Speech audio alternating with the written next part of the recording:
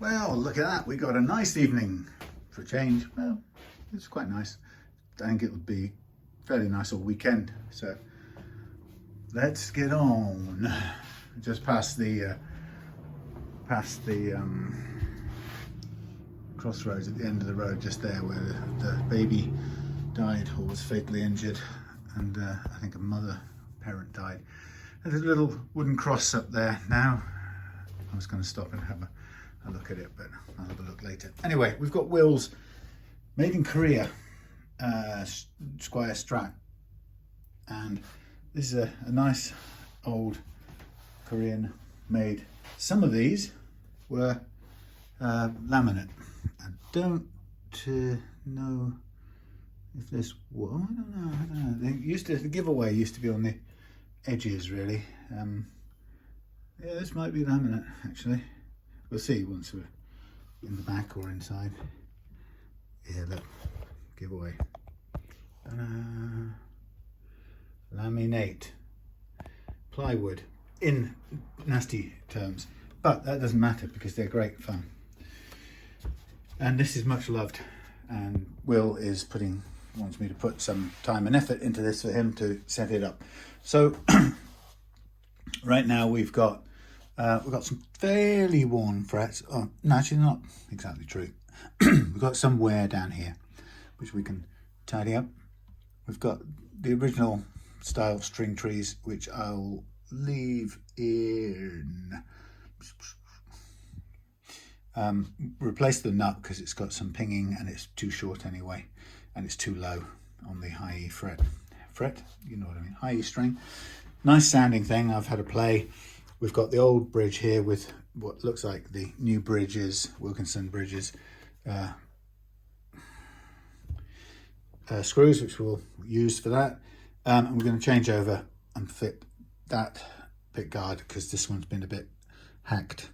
So a few little different things, but it's a lived-in look. It's worn. It's been around. Now, the most complicated thing I think of any of this is going to be the bridge fitting, because we don't know if this thing will just drop in and fit, and it may be that we have to change out all the screws, the bridge anchor screws, and so on and so forth. Also, this slot may be a fraction too wide. It's not encouraged by where it is, but I think what I'll do first is let's get the set up the geometric part done. Now I've set the action while we were not on camera. I was just waiting for the batteries to charge, so I've set the action to the target low action. It's a flat radius neck. I can't remember what these were. They might even have been 12. It looks quite flat. 9.5 minimum. I'm not even sure if they weren't a bit more than that. So what I'm going to do is just move the strings out of the way. Set it was a bit too flat on the neck, so we put a little tiny bit of relief into it, and the strings are a bit on the rusty side, so we kind of don't expect them perhaps to last too long. Now these are quite low profile frets, so we've got to be careful with this. There's not a lot to play with. You know, it's one of those questions, and I don't know. I was talking to the Golden Banana Pack members, Bunch 2, the other day, about these kinds of decisions, where we have to decide, you know, what's the point at which you if you're coming to level frets, that you decide that they're too low.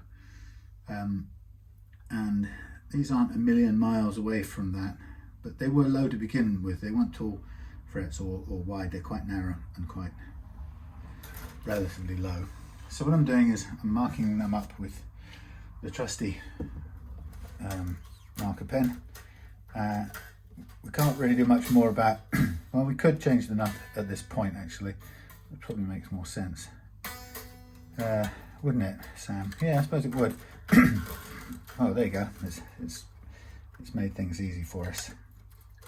Let's do that. Let's undo this a bit more.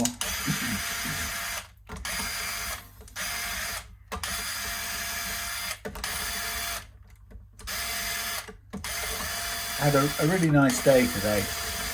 I mean, it was decent weather, and Claire and I enjoyed some time out in the hammock together, which is always a bonus for a beautiful sunny day. See, these slots are slightly too wide, so what I'm going to have to do is I'm going to have to build up this nut a little bit, because we want Tusq, but we don't want it leaning forward like that. It's not going to be that tall anyway, but we still don't want it leaning forward. So the problem with this slot is they did make it unusual. So if we get it might not be the most accurate reading in the world, but 3.25, and this one 3.29. So I think this is more than that. I don't think this is telling me very accurately, to be honest. Okay, 343, 345. So that slot is too big. So what I'm going to do is I'm going to find me a bit of spare Tusq. Now, I've got lots of bits that I keep for scrap for just this purpose, and sometimes other bits of plastic too, because sometimes that works even if we haven't got Tusq. But the challenge is, what have I just done with it? Here it is. So we have to figure out, we're going to put it one side or the other, and obviously this is going to come down. We're going to lower this at some point to make it work. So that's one consideration, but we might as well get ready to take this down or amend it. So we want to put something on this to pack it out, and I prefer it wasn't on the front edge personally. Now the reason for that is because I want the front edge to be a clean point for the strings to launch off. So, oh, I've got some fresh sanding blocks. Ooh. So what I'll do, if I'm going to put it on the back, now the back should be perpendicular to right angles to the front edge. So I'm really just looking to make sure it is nice and flat. Now it's got some writing on it which will give us a guide when we've got it dead flat. These nuts can quite easily have a sort of scooped part on their surface, but really I just want a flat enough surface to get some glue onto it, and then we can pack it out with another piece of spare material. So even though we're starting with a nut that's not wide enough, I don't have to be too careful, because obviously we're going to add something to it now. And the question is, what do I add to it? Worst comes to worst, you can add bone to something. I mean, it's all we're looking for is a tiny bit of white, similarly coloured material to beef this up. So if we only had bone, we could use some of that. Truth is, we could even use a bit of similar coloured plastic. I've got Tusq here, which we've got a flat slot here. That's a rounded one, so that's no good. So the truth is, I'm probably going to end up using a piece of this Tusq here, which is actually quite a big chunk of Tusq to sacrifice for this, but I guess we don't have any choice really. So we want to do it on the back edge, as I said. And so what I really want is I want a flat surface, as flat as possible. Now the problem with this Tusq piece here is it's bent under heat, I think, by when we cut it in the first place. It was a large blank. So I may not be able to get it as flat as I like, but I do want it nice and smooth, so I can at least stick this to it, and then we can clamp it as well. Okay, so we want to go on the square side. I think that should be all right. A bit of tension to hold it in place. We've got some glue, new glue, fresh glue, and we've got some accelerator. So this is a bit of fiddly making all of a sudden before we go any further, because we've got to do it at some point. I'm going to sort of give myself a rough mark to cut this, then I'll go and do it through there in the bandsaw in a second. I won't cut this bit down, I don't think, but just because I could cut it down, but it starts to get really hard to hold. Let's see if the best way to do it would be, what I don't want to do is end up cutting it and getting too little to begin with. The cutting at this point is really just about saving time, so I'm not I'm not grinding things down. So there's the 2 cuts to give me a flat piece. And we're going to sand away almost all of this anyway. Just how it goes. Excuse me a moment while I find somewhere to put these things.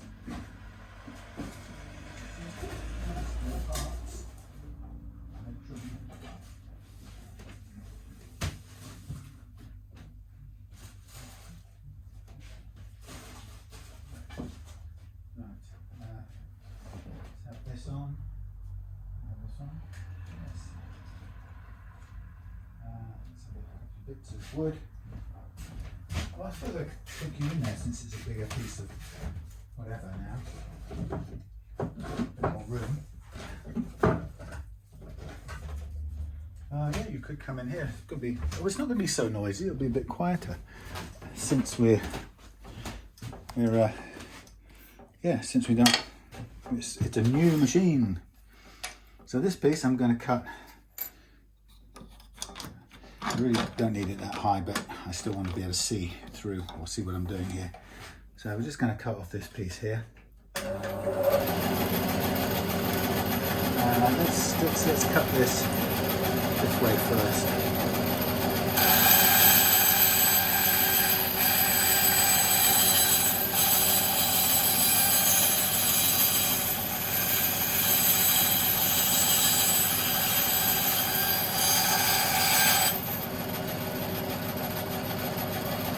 Go, and then this. So these couple of little pieces may always come in handy. Alright, thank you. That was such a nice to have a new thing saw. That saw, the one I'm talking about saw. Right, so we've got some, I've lost one piece already. We have a spare bit somewhere. Now here we've got the flatter surface as we can get on this piece. Like I say, once we've glued it, most of this material is going to get wasted anyway, sadly. So its purpose is just to get 0.2 of a millimeter at most thickness, which seems completely mad. So there's our front side. Let's get our glue, get a camera accelerator. Don't really have a very easy way of flattening this down other than with my burr hands. So we're going to go there to there, slam them together, and just hold them. It's a little bit difficult. This really could do with being. You could do with going through the planar thicknesser. Maybe, but I think I'll try and get it a little bit flatter because we've got loads to play with. It's just a little bit bent, basically. So the flatter I can get this to begin with, even if it costs me a lot of material in the middle, which I expect it will, the better. So this business about having to custom cut a Tusq nut is one of the downsides that you sometimes get with guitars like this, slightly non-standard,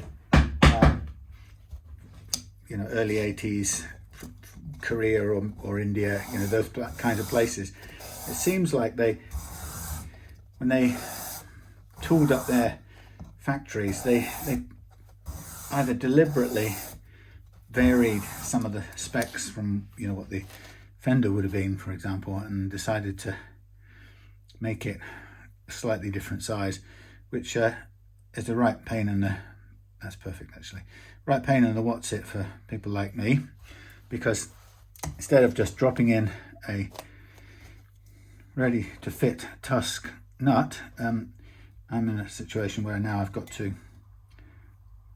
build one up and try and kind of boost it, make it work. So that's going to go over there. There's my sticky side.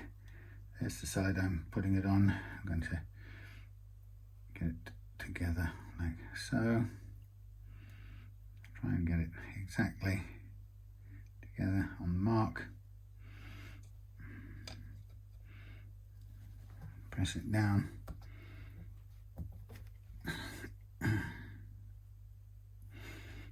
Now that should be good, but let's just finish that job with a bit of the accelerator spray. Lost the tube on the floor, but we'll come back to that another day. Well, that's all nicely evaporated. So you may be able to see now I've got a much bigger sort of pad on the back, slightly overhanging everywhere, which is good because I can sort of take it down. Now I think my best bet next would be to take it to a sanding drum, or to bring a sanding drum. Just hold in there and see if this one will do the business. Maybe.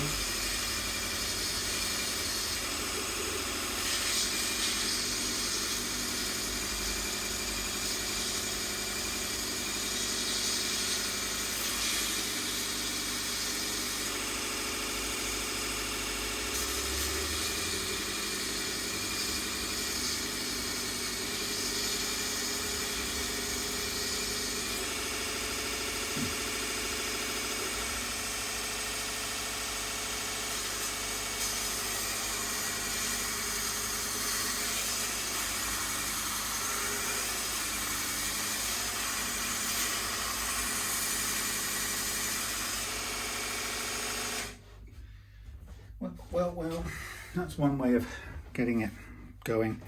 We're just going to work this down to the correct size, and a bit of careful work on the edges here to bring it flush with the replacement one. And what I'm going to do is I'm going to make some slots in there. I'll clamp it in a little clamp over there, and we'll just follow these slots through and bring them onto here, but that's still not down far enough. So I'll get the Dremel thing, which, would you credit it, has a blasted thing on it, and it's got a fat thing on it, and I'm going to find a fat thing there. We have two different sizes of mandrels. Matron. I suppose it's, I don't know why I'm complaining. This gives me a bit more choice, and I'm complaining because there's a chance of one being the wrong size and having to find the one that's the right size. So out of sheer laziness, I'm complaining. So this gives me a bit of handheld goodness. So I can sort of set this going, and I can prop it somewhere I'm comfortable with it, and take down the excess off here.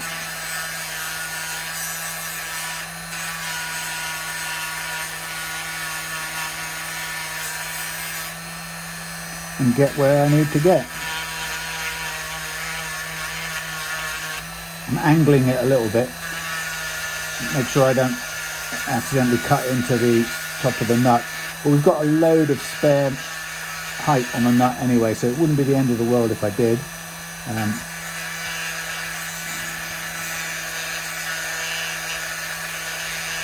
But it's better that I don't to begin with. So there's a starting to get there, and we will extend these cuts across in a minute when I've got it down to the right sort of flush, close to flush with this.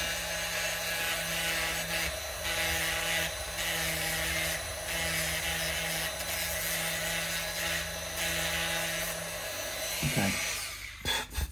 Bits of Tusq everywhere, so that's okay, but as you know, we're going to take most of this away, so it's an incredible amount of removal. The one we just took out was this plastic beast, and it was too short by quite some distance. This one's going to be quite a bit too long, but we'll get it in the end. But it will be handy to know what the spacing is. So let me just, when I'm not looking, let me just get the width of this.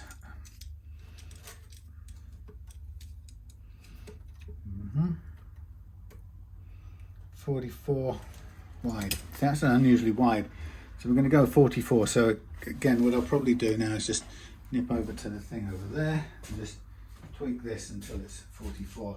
It's about 1 millimeter too big at the moment.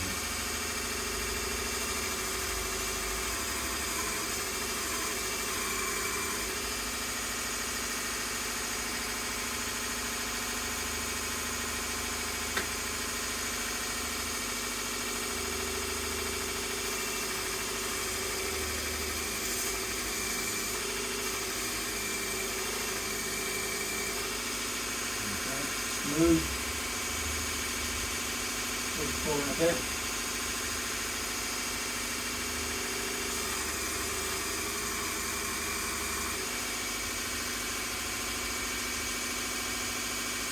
That's about right.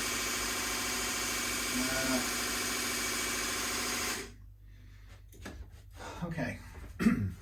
So what I'm going to want to do next, I'm going to put all my little spare bits of stuff away that I don't need so they don't get confused. I'll keep the plastic one to hand, wherever that's gone, there, just as a comparison. So I'm going to do most of the rest of this with flat sanding blocks like this surface here. It just helps to just take it down, nice rocking motion, or get to smooth bottom matron. Once we're done,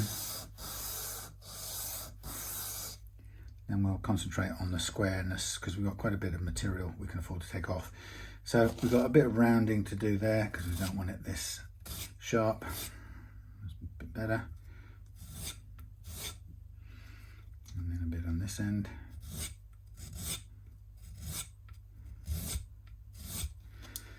Okay, so what I will do now is I'll take these things and I'll go and use the original slots just to run these through and extend this, and it only needs to be a small amount. I could probably do with taking this down thickness wise, but I want to do another quick measurement first. Blimey, this is all over the place. This, what's the front edge and what isn't? Okay, this was 3.2 and measuring at 3.81. Just going to draw that on there. 3.2, base 3.2, and treble 3.81. That's the measurements of this, although we know it's not ideal. It's a bit slopey all over the place. It's leaning, which we didn't need. 3.2, okay.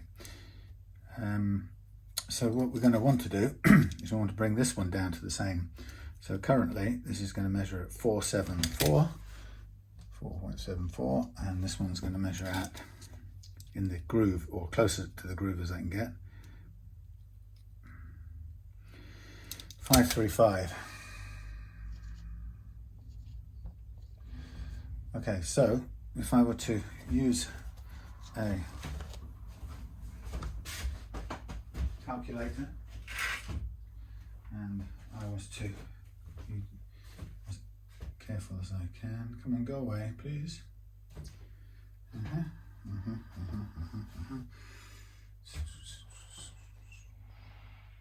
Calculator.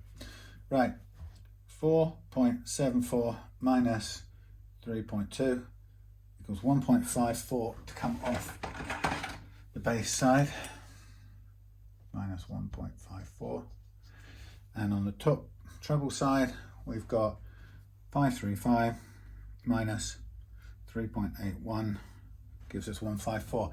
Wow, that is the same, exactly the same either side. That's highly rare, yeah, highly irregular.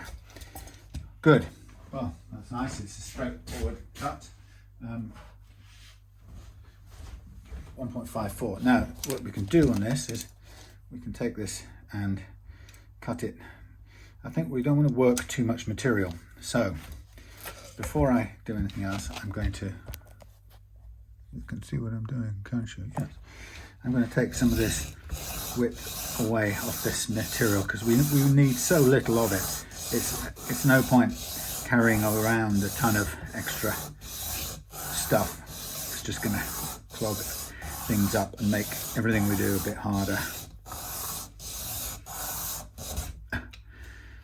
Okay, so that's cutting down nicely, a bit off-sided, so I'm going to lean it into the top a little bit more this way. See if I can square it up whilst holding onto it.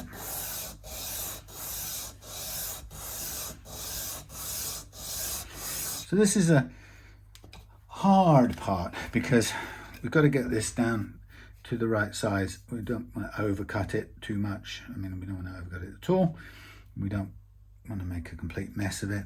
So it's just a little bit touchy-feely really at this point to get this square and down to the thickness we want without needing still to do some squaring. So it's kind of lots of experience using it is nice to have. Okay, so that's now I'm going to square this off at the bottom here if I can. Right, near enough square, about the right length, and so on and so on. So we're getting closer to the size of the thing we need. Now, still a bit too thick here, about 1 millimeter, when we only really need about 1/5 of a mil, if that. I'm just looking at the way this sits against the original nut material. I don't want it to be a tapered wedge. I don't want it to get thicker, but this actually does look a little bit tapered anyway. Just got to be careful. Now there comes a point where I'm going to stop using this 80 grit. I'm going to shift to the other one, but let's call that a good point to stop there. Now we're concentrating on height, and we know what we had. We had a 1.5 mils to take off, so I can I know what target I'm aiming for, 380 and 320. But if I take off 1.5 or let's call it 1.4-ish, and then to give myself a guide, I can run this down the front here, like so.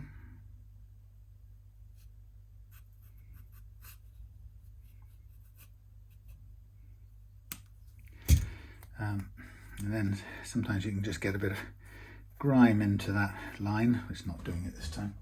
Failing that, bit of pencil. So at this point in time, it feels like, wow, he's not even got started with the setup. How long is this going to take? And it's not showing. Normally, you get a nice little mucky line that you can follow. Anyway, I can see it. So the idea now is I've got to take this down height-wise. I'm looking at that line as my sort of target, absolute maximum to take off. And I'm heading down towards that line, and then I'm going to want to keep an eye on it and adjust where necessary. Switch to the other side. Also, I'm just looking at this, we're still a bit too wide on there, so we can take some of this away. Sometimes your hands don't want to hold on to things.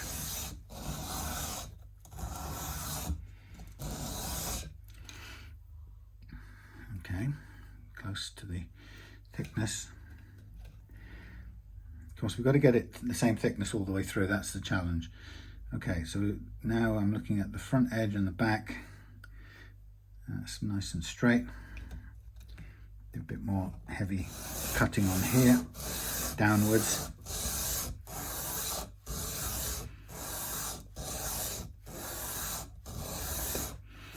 Now, if we don't want to go all the way to the exact target height like that, we can always get it to the right thickness, fit it in, and then use the those things. The things that you use to cut the slot files to get the action down to where we want. And then if you've got any left over, you can remove it from above, take off the excess over the tops of where you fitted the strings. But let's see where we get to. So we're looking for 345 width for starters, and we've got so we've got half a mil to go still, We're still a bit over. So what I want to do is I'm not going to take you over there, but over here I'm going to attach this and use this little vise that you probably can't see very well. I'm going to put it on a slant, which usually tends to help making nuts or making slots in nuts. So like so, and then get the correct pieces, and we know what direction we're going towards the back. So I'm going to pull towards me to make a suitable 45 or the largest low E gauge here. And I'm just basically going to go a bit over. I just want to bring it up into the slot. I don't really want to adjust the depth of the slot at all. I'm going to flip it over. I'm going to do the next one up here where the G is, and pull the same thing, bring it up into the original slot, so they're part of the same thing. And then I'll use the next biggest for the A track slot. Basically, just extending it just that little bit. And flip it and do the other one next, or the next one in the pair. I'm used to talking quietly over here because I've got the head mounted mic on, but I haven't in this case, so I have to shout if you're to hear anything.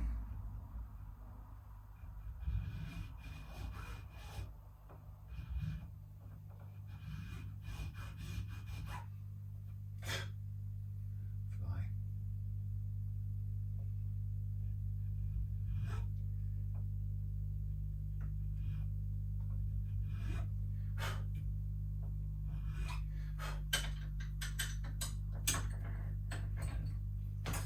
Okay, so I've basically extended the slots, and now I'm going to continue on the thicknessing thing. So let's just check about the height first. On the lowest one, we're on 481, so we're a millimeter tall than we need to be still. That's okay. We can do it. We can take it with this one to begin with.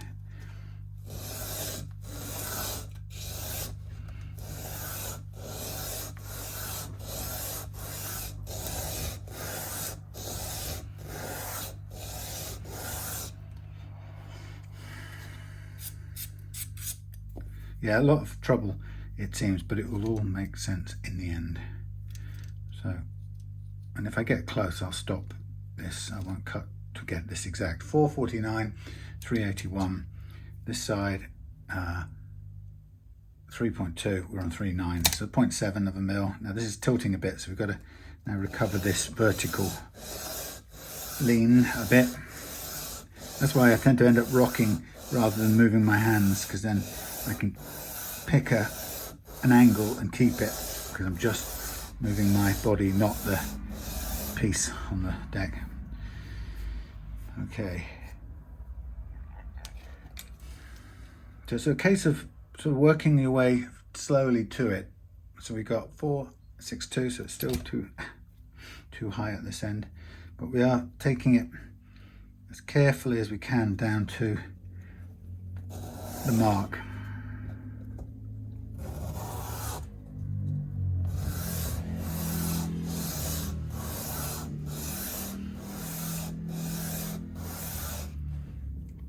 Okay, now I think I'm approaching the place where I'm going to want to stop working with the 80 grit stuff.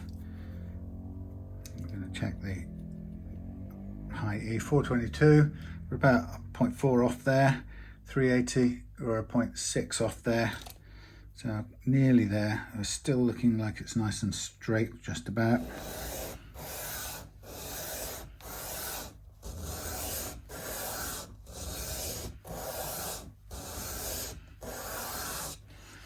Okay, now I'm quitting the hard stuff, baby.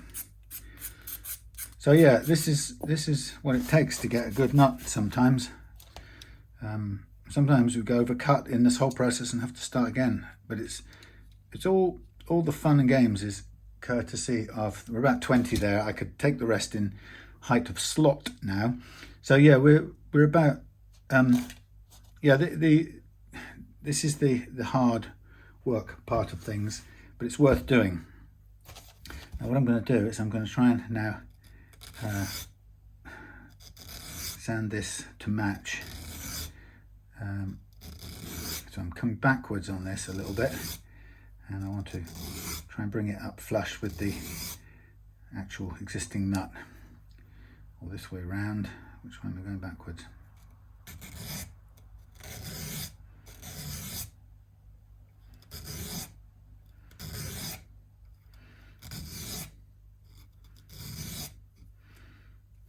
So we're getting there, closer.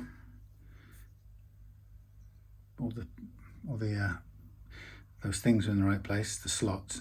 Now we've got difference going on here in thickness. So at the top here we've got 424, and down here we've got 416. So it's a little bit thicker at the top than the bottom. So I'm going to put it back on here. This is the side we're working, and I'm going to kind of try and gently work it a little bit down towards the top here.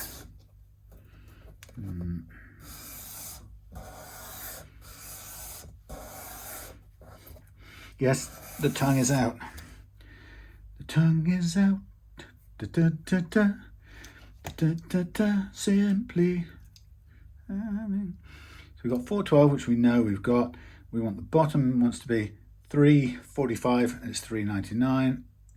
399. Good. So we're going to keep working away. Working our way back to you, girl.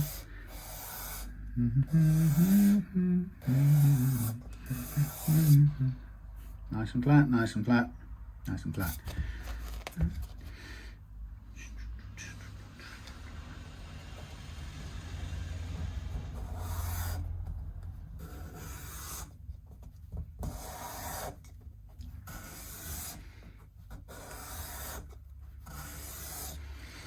So again, stop and check. Stop and check. We are on 393. What? Yeah, we want 345, don't we? 393, 401. 393, 401. So we will just keep on going. Keep on going. Looking good, looking good, looking good.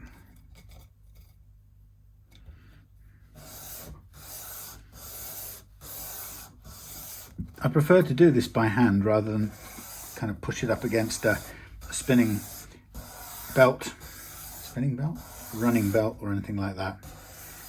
Something about handling it, stopping, re-examining it, and so on makes me feel like I'm keeping a much better track, close track on it, check on it. So 95 on 00, so a little bit more needs to come off the bass side anyway. I'm just pressing down a bit more on that side.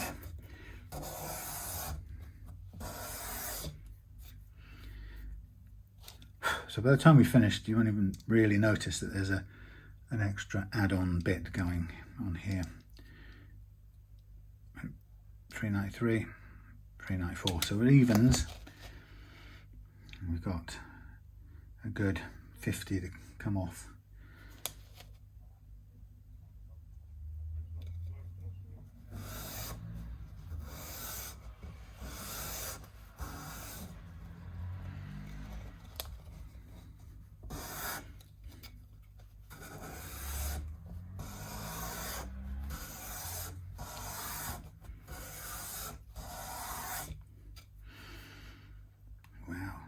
Wafer thin.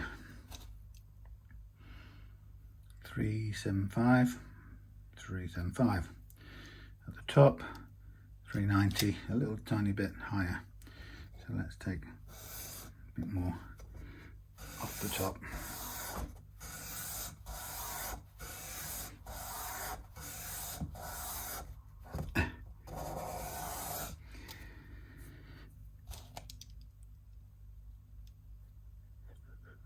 Three 375, 383.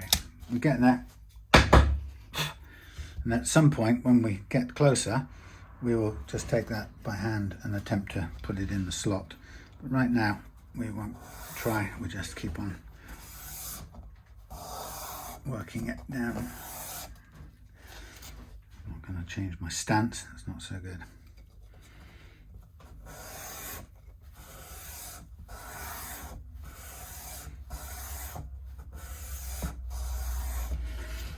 I rang my stepmom up today, and I think she's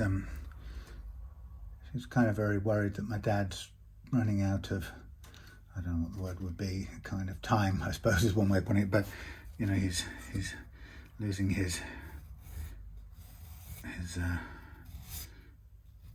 yeah, she feels that he might not have that much longer in the world. And she mentioned in the text that she would love to go to the sea, and I know that he would. But when somebody's physically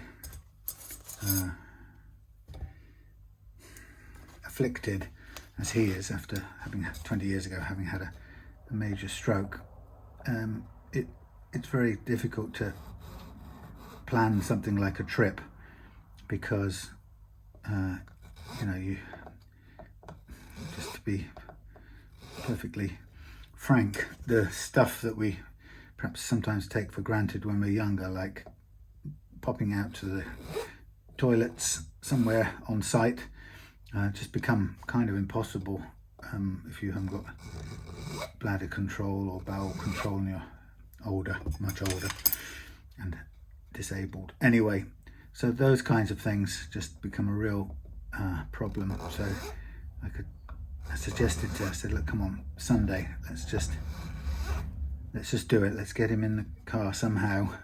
She's got the converted carrier hoist to get his chair into his powered chair into the car. So we've got the means, but she's frightened because the last time she tried to get him in the car, he panicked and it didn't go well, and he sort of gave up trying.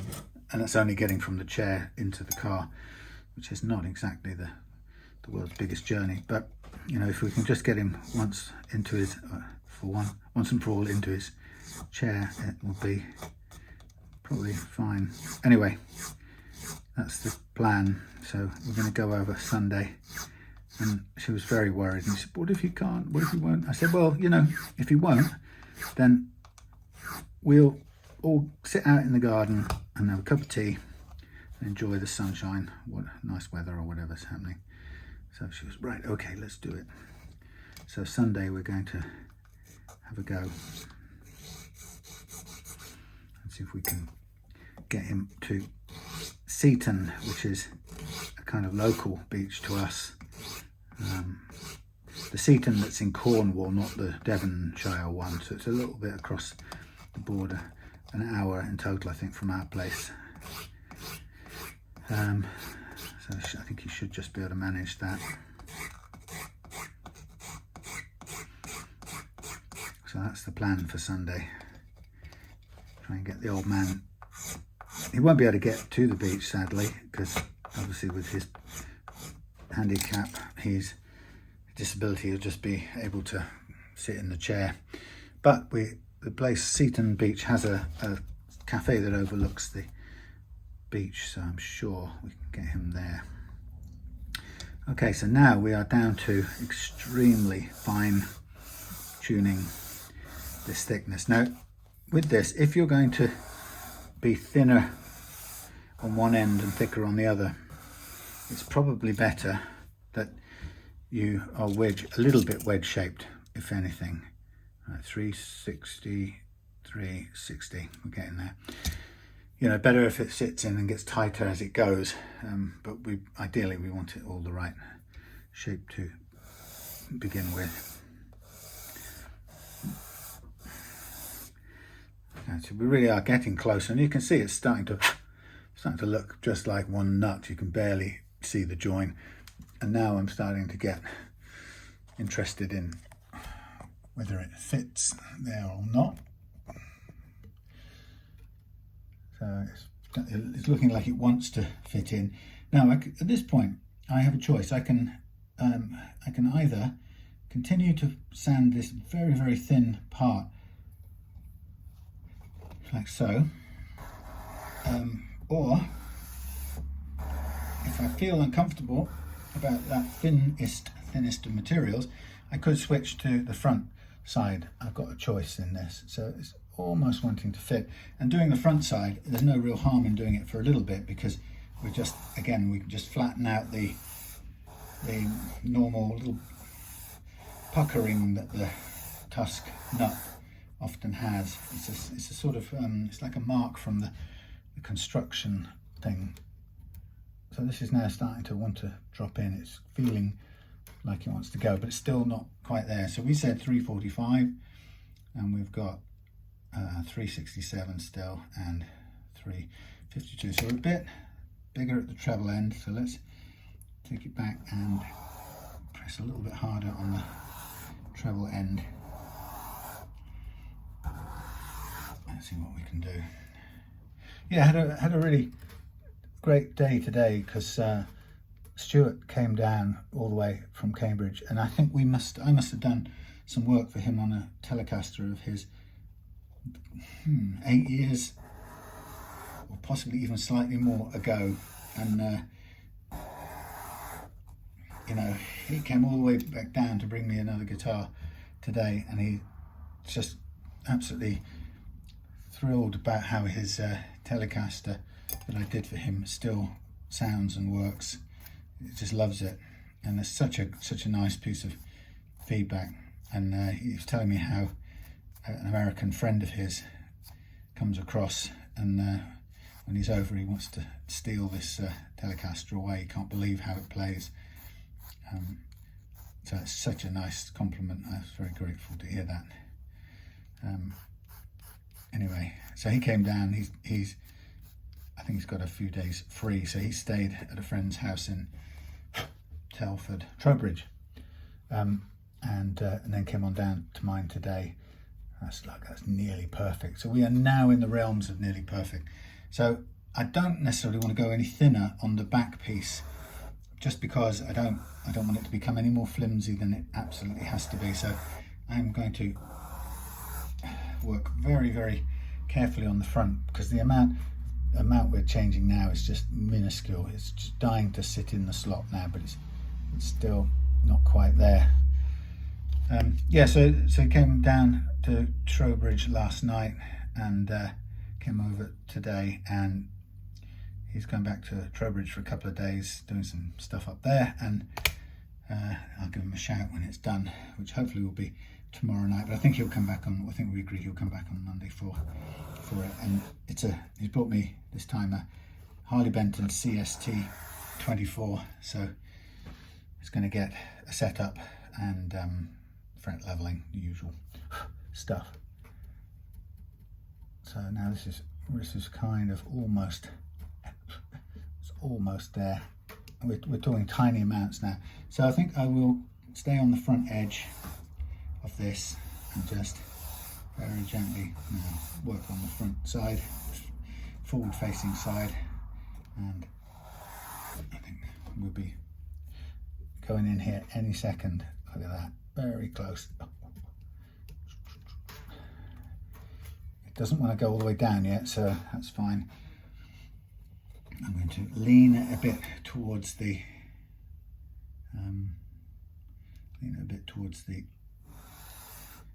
top of the nut, so it's not thicker at the top. I want it to be even as possible all the way down.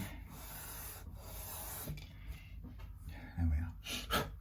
Yes, so it was lovely to see him, and you know, it's great because I remembered him. His face was very familiar, even though it was about 8 years ago, and you know, we just sort of fell into chatting in a very kind of easy way, which is really lovely when you've met someone and they know, in the case of guitars, you know, they know what I do, and we don't have to talk about that. We can talk about other things. And then later on in the afternoon, a lady called Judy came by, a Welsh lady, which, as I consider myself a sort of something of an honorary Welshman, I feel very I always feel very warm towards Welsh people since I lived there for 10 years, and my children are half Welsh, I suppose. My first wife was Welsh, is Welsh. Look at that. Wow, I think we're sitting in there. Let me just check this side. Yeah, we're pretty much sitted. So that's proof that it has fitted and sitted nicely. Now the only downside the challenge is that it's still probably a tiny bit above the height we need, but it may not be equally. We may have got that pretty well. So let's put it under some load, ready for the fret leveling as well, and then in loading it we can make it sit into its correct place. It looks absolutely, there's a tiny fraction off one end. What would I want to do? I just want to tap it the tiniest bit.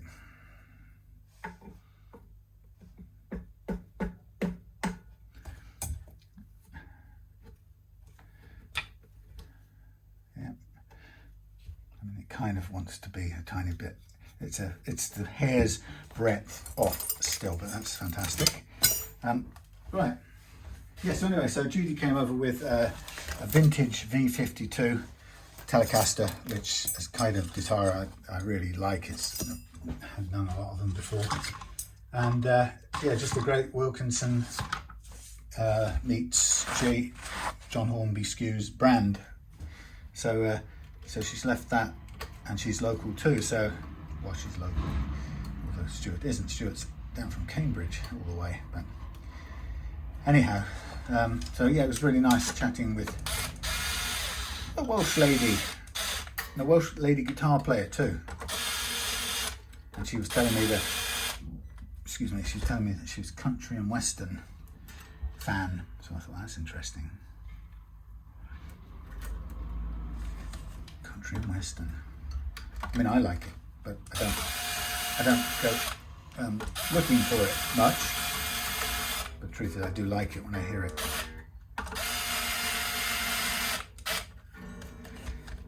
So just squeezing that down.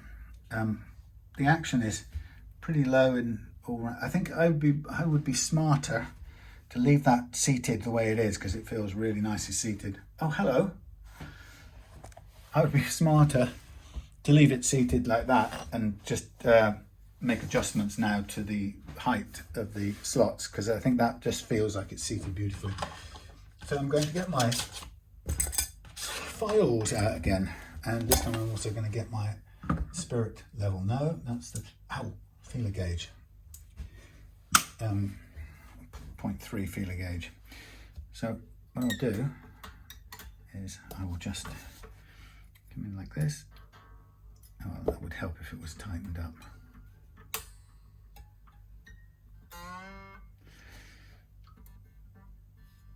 So that's quite a high spot there, but we've got plenty of room to take it down.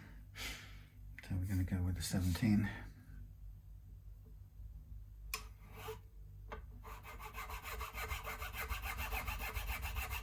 I'm going backwards, leaning it backwards. And then we'll see where we get. It's still pretty high actually. The problem is I don't really want to hike this out and start cutting it down. I feel more inclined to take it down from here. So I'm going to employ what I call my earth mover, which is the cheap Chinese jeweler's file, which does quite a lot of earth moving, and it leaves me with V notches, but I will take those away and take down the overall excess height of material in a minute. So we want to get down, still a bit more to go.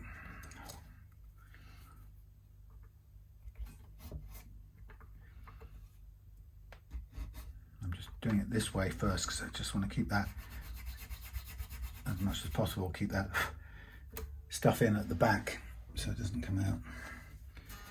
A little less, more fragile stuff is the word I think I'm looking for. So it's quite a bit to go on this side. Ow! Spiky things.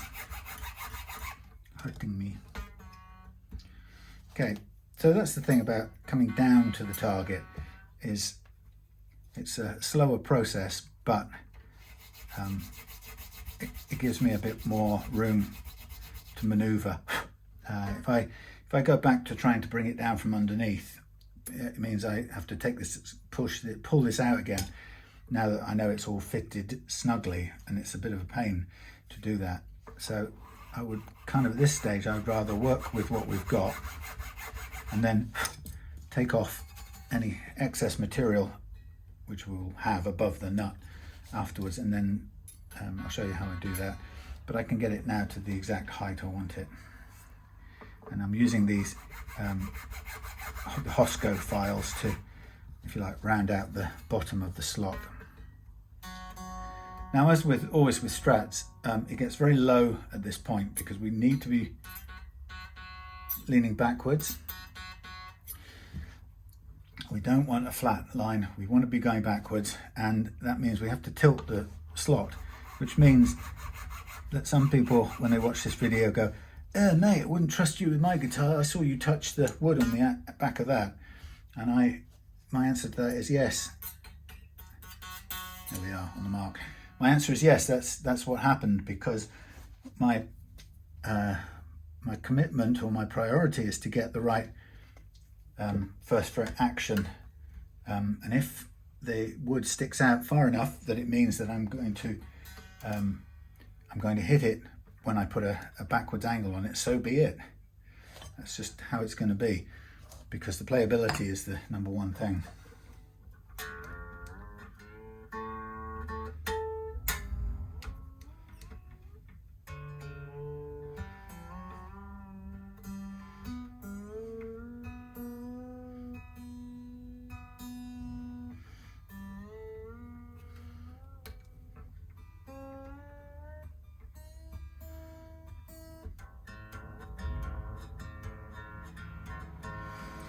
Okay, better to be up full tension. So again, same with this one, there's quite a lot to work down. So I get my Chinese jeweler's file, heavy lifting file. And this will cut really quickly and dependably, and then I can follow up with the correct Tusq version. With the jeweler file, the only thing you have to watch out for is that you don't end up taking down, you don't kind of slide sideways. There's a chance that you can when you use that file. It can go off the vertical just slightly, so you have to sort of kind of really be careful about its horizontalness at this point. Now you may be able to see, if I were to give you a close-up, you'd be able to see, if I was that kind, you would be able to see that these slots are quite toothy at the moment. Now, that's because all of that material above that point is unnecessary. So we can afford to scrape it off afterwards, and I'll show you how I would go about doing that.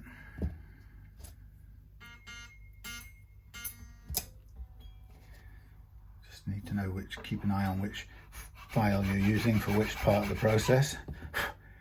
So having used the jeweler's file, now I'm kind of finishing off with the Tusq file. So the bottom of the slot is the right kind of smoothness. There we go, that should be about right.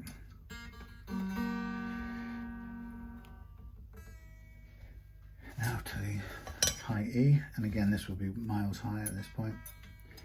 So we go in with the jeweler file.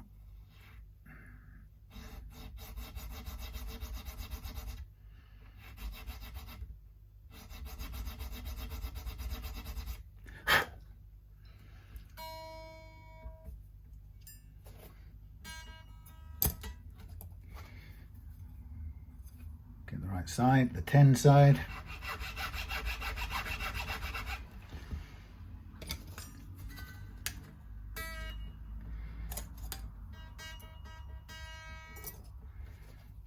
Side again, so close enough I think with this one not to have to use the Chinese jeweler file again. We are very close to that. 10.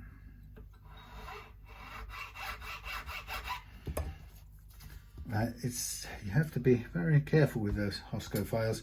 It can be, if you're not careful, you can overcut it. So I'm just trying to get right to the mark that I want and stop. Now I'm going to pull these lower ones to the side, and we're going to concentrate on the D outwards. Now this is lower, so we're not going to be having to go so far. So we go with the red, the 26, the red 26.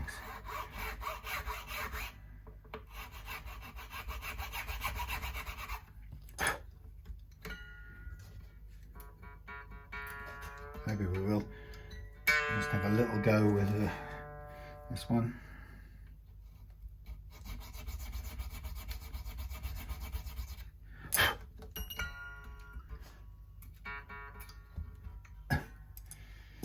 What are we on? We're on the red 26.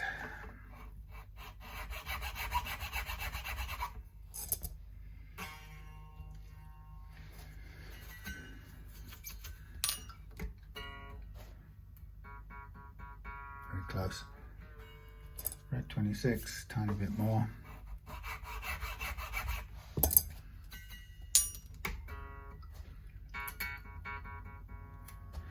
Tiny bit more again. Red 26.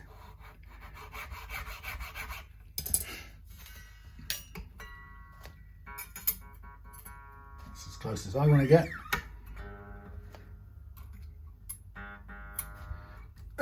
Now we're on the blue 36. I'll just cut down a bit first with this, because I don't want to peel the super glued stuff back at all.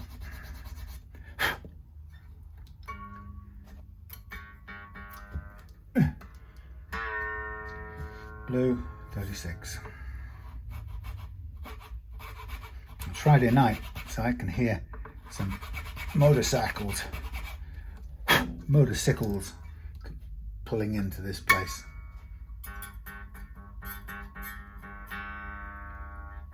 Nearly there. Yeah, I think the Hells Angels are coming in for their party in one of these units. Okay, finally this one. This one's actually starting out probably close to the mark as it is, so that's good.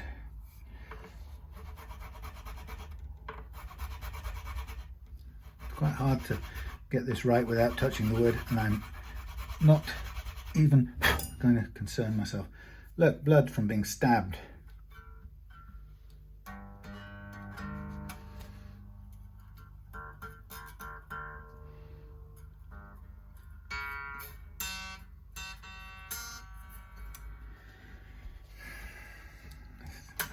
Just going to whiz back a minute and just see.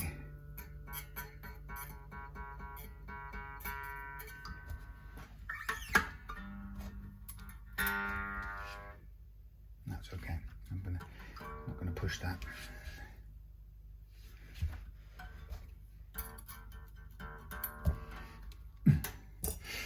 Yes, the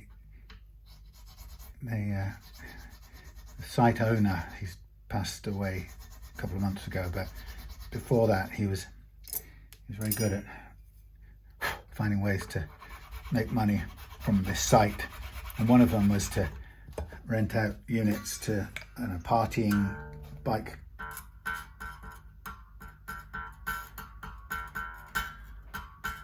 club members. So they come in on their bikes, and somewhere around the corner they have this big sound system, and often bands in there.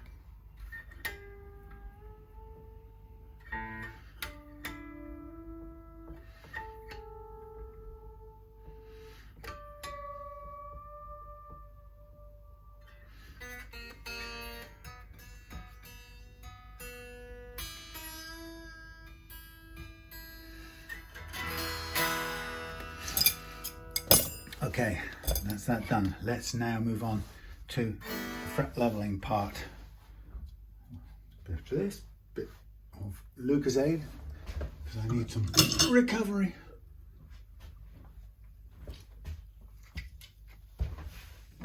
All right. So we will now do the leveling part, which is quite easy. Should be easy on this one.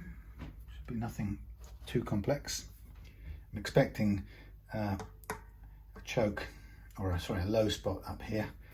I found one earlier on, and all the bends were choking out. So we'll see if we can get off me, spider. See if we can cure that. Okay, need to calibrate this. So I'm getting it so that this tool matches the curve, the average curve of the neck.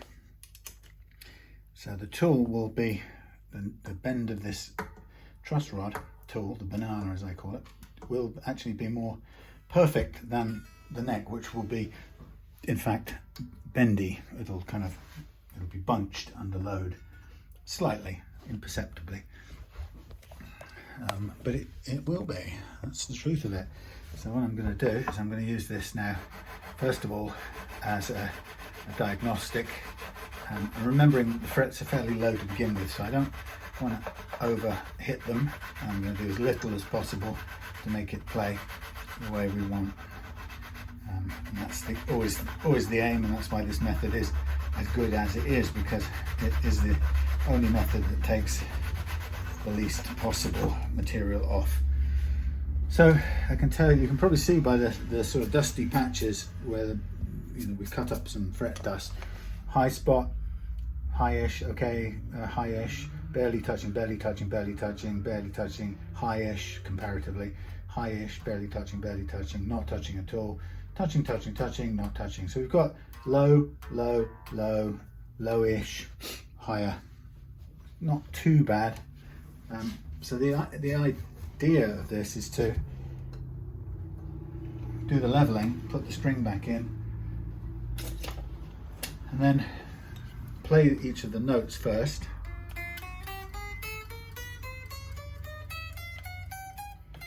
And that's low, and I can see it's low because it's black. So is that one.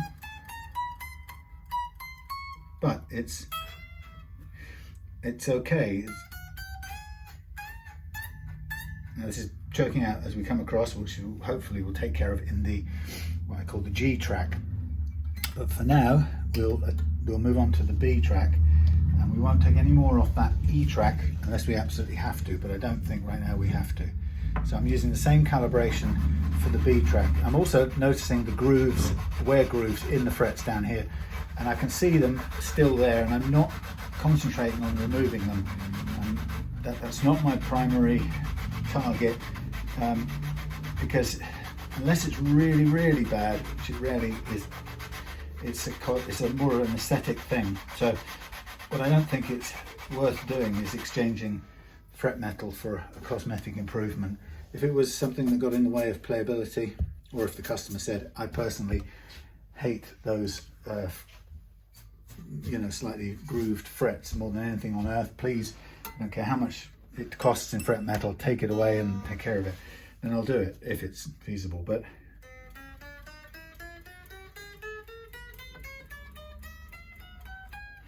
okay, but I won't do it just for its own sake. No, sorry, I've got to do the calibrate this for the G track now. So after all of this sort of stuff, the nut and the frets, in a way that's the precision part of the setup. So once this is done, it'll be kind of moving on to recrowning and sanding and polishing out the frets, and onto the scratch plate and pickups. So we've been chatting away. I'm taking care of the precision part. So what's great is the tool kind of imposes precision onto this fingerboard. It's making the frets accommodate the action we want, as opposed to it being the other way around, where we have to live with the action that the frets permit, which is usually the case, and certainly the case when we were youngsters and had our first guitars. We had to go with whatever the frets allowed us. So you can see high spots here giving up some dust, and the reason I'm hitting the G track a little bit harder is because this is the track that's going to resist bends on notes, and that's pretty important. If you want a really low action, you want the notes to bend, and you want the low action.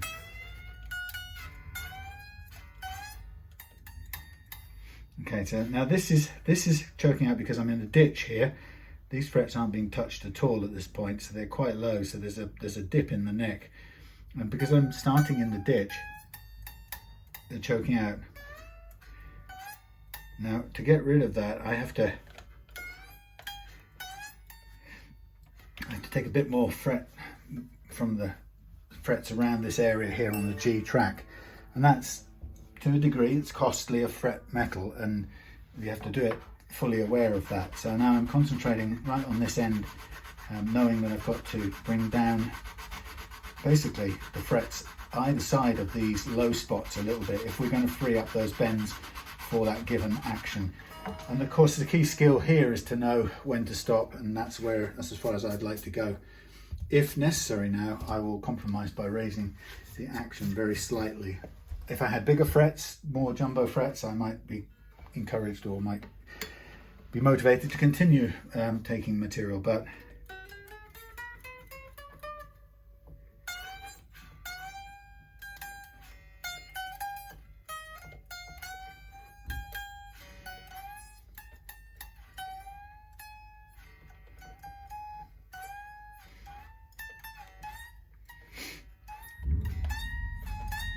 very nearly.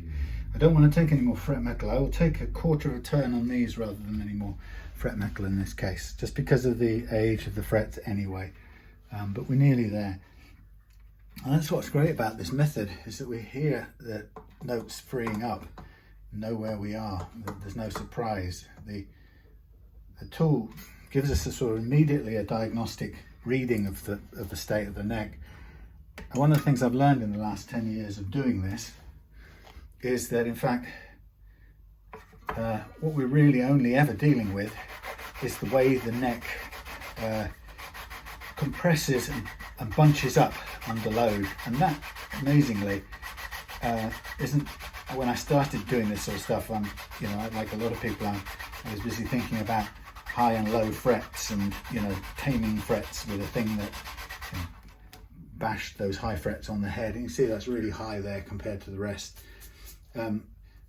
Taking down individual high frets, but actually it's turned out over time that what we're really doing is tackling the whole of the wobbly topography of the neck in one go.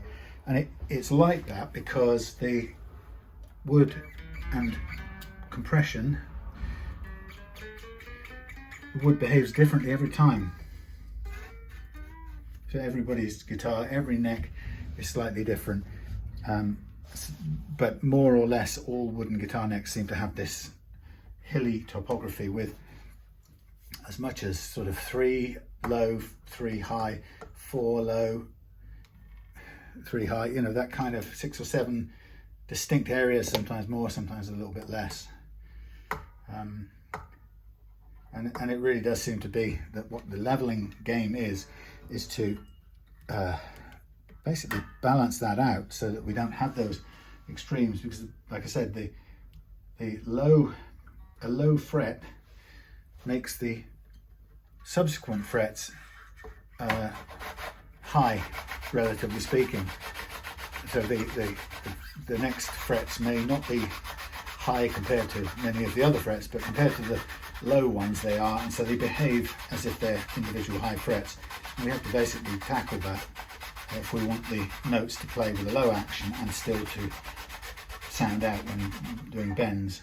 And of course, worst comes to the worst, we can always raise the action, but that's the whole point, is that people don't want to sacrifice a low action just because the frets are misbehaving.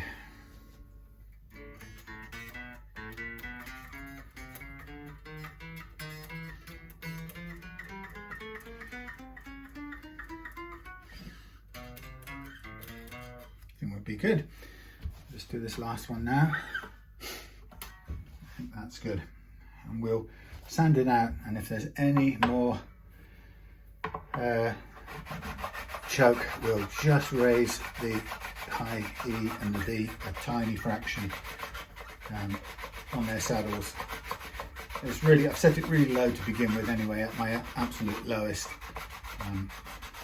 And sometimes you have to compromise on the action. In some cases, for example, if you had a 7.25 vintage radius neck fingerboard, those, for geometric reasons, they just simply won't go as low as a 9.5 neck will. So in those cases, you have to compromise, usually by just raising the action very slightly. Other occasions like this, you may have just an unusual dimple there in the fingerboard that basically forces you to do it. Compromise.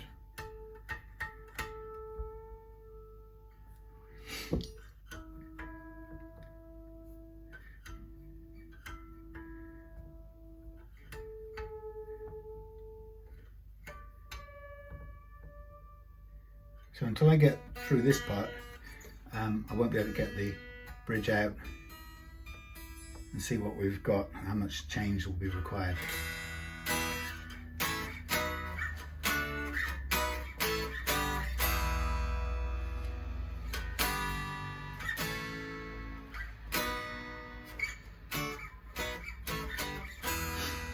That's easy, isn't it? What's that? Thunder, lightning.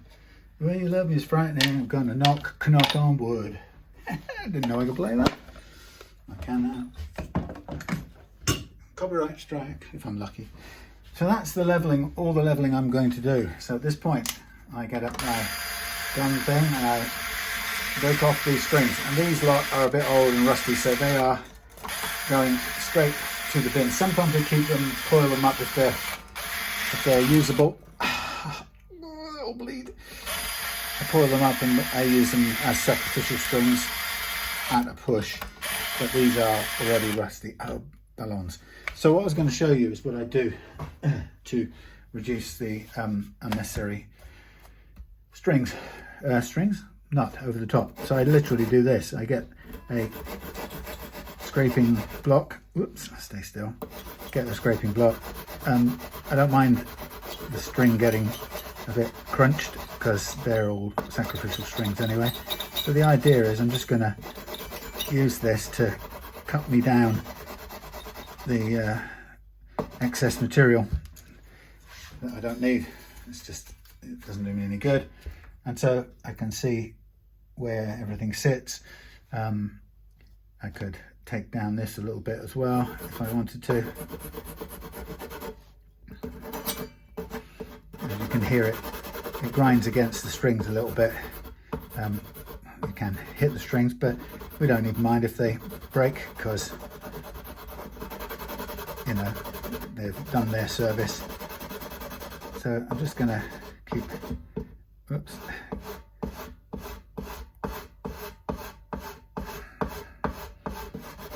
Cutting them down, and you can see that there's still actually quite a lot of room to go on those low high strings, treble strings. We could keep cutting, but we end up with a very low nut. That's fine for these, and so we could still do a bit more once the strings are off, as long as we're cautious and we leave enough of a slot for them to sit in. That's all we have to worry about, really. Now I think this nut will be helpful in that it's going to sit in there. I think it's snug enough that we don't even need to glue this one.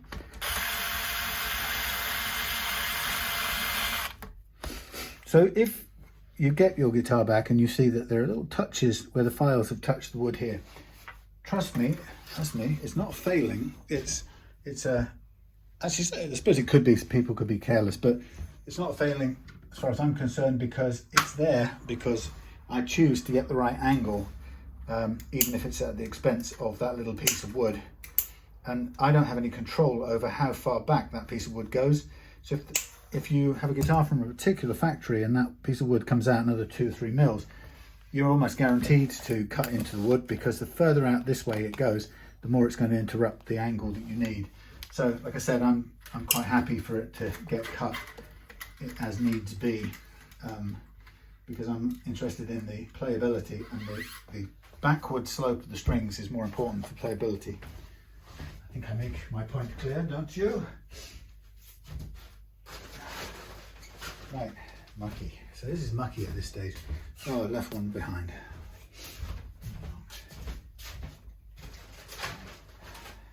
Friday night. I'm going to see if I might have a go. If I get time, I might go down to the shop and get me a pizza on the way. Because it's Friday night. So again, I'm sort of looking at what I've got in terms of material to hold the strings in place, and I think overall this feels pretty good. I'm getting a little bit of movement of this little piece of the glued thing here. It's come unglued, this little tiny bit at the end, so I might want to just blow that clear, chuck in a tiny bit of glue if I can without it running too far amok, just to hold it in place. It's probably just been agitated by the fact that I'm scraping it with something of a hard thing. Now here's my setting stuff. So what I can do is just hopefully drop some glue in there, put the lid on this kind of quickly if I can, get this out of the way, get something to press this with, I hope.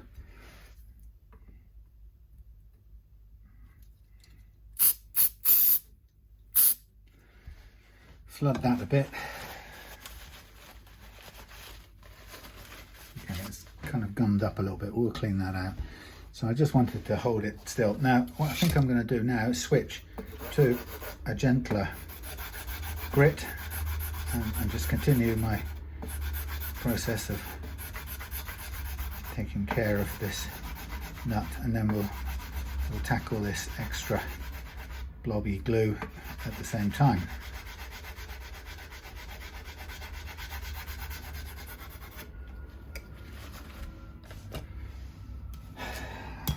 Where did that go? Hiding away. Okay, so I'm just sort of getting rid of the bits and pieces. Okay, so there's a little bit needing blading away. Blading away. Like so.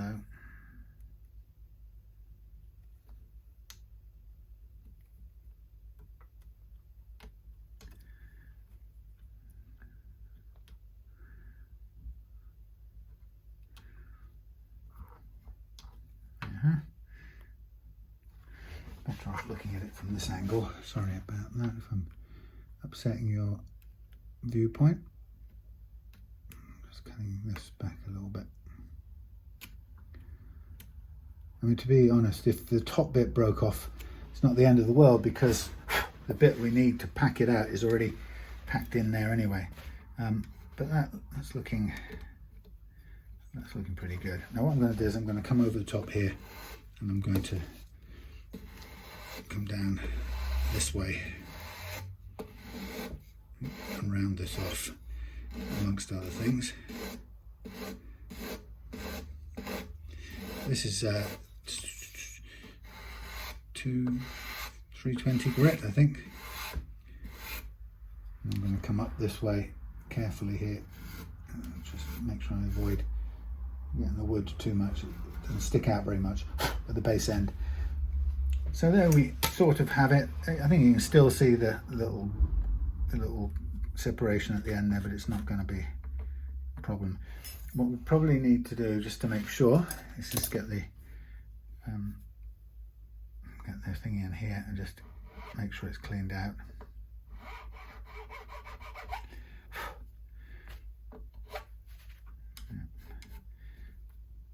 Yeah, that feels really snug. I'm going to call that very much quits. Okay, so there's my that done. So it's time consuming because it's an unconventional width. Now while I'm here, before I do the business of taking it all, masking it all off and polishing it, which I can do off camera, take a break and have something to drink, what I'm going to do first is I'm going to remove the bridge components and just see what we've got, so we can have an idea of how much adjustment is needed. So the first thing I'm going to do, if we're going to take out the original scratch plate, I think I'm going to remove that. We'll put it back on afterwards. I'm going to take off these 3 springs, turn this over, and we're going to take out the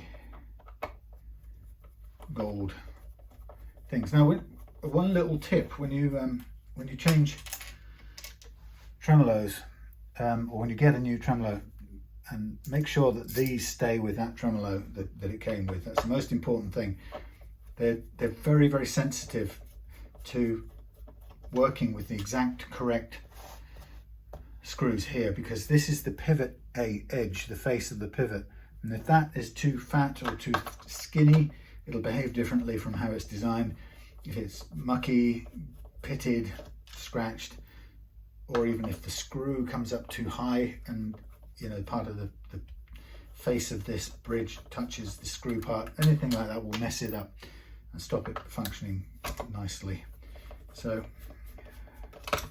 the first thing I want to do is I'm just going to get out the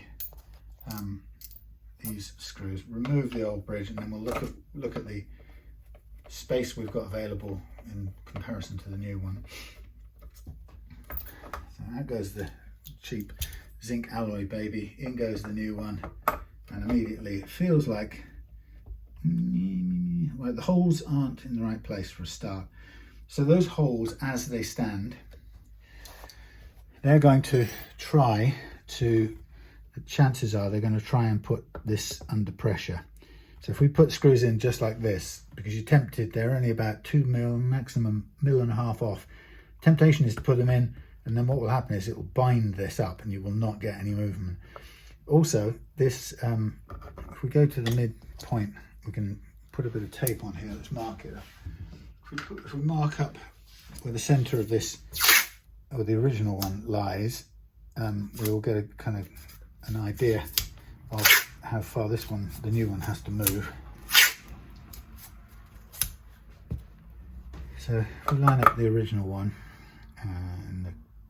in the right order.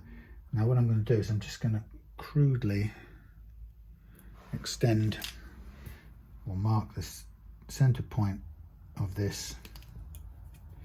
But again, this is a little bit sort of by hand, but that's where the midpoint between the two sets of 3 saddles lives. Now obviously we want to go back to that same point there, and it doesn't want to go that way at all. It's trying to, so we don't really have enough room for this to move, and it's not got enough room down this side or really down that side either. So as a first thing, my feeling is this needs to be bigger to create more space. So I would suggest now, while I'm at it, let's get the electrics out, because they're going to, when it comes to it, they'll be in the way anyway. We've got to change all those over. So out come the pickguard screws. Now the other thing, these seem like they've all gone in slightly sideways as well, which is not ideal. So what we're going to probably end up doing is filling all of these holes in the thing here as well, when we put the new, in order to put the new scratch plate on. So I think it's a bit of a redo. But I'll mark up all around this here so we can see what we need to do in terms of widening the tremolo hole, and we'll fill all of these with some hardwood dowels, and then we'll be in a better position to see where we are. Okay, so there's that. We'll hook this out as well while we're at it, and snip it off.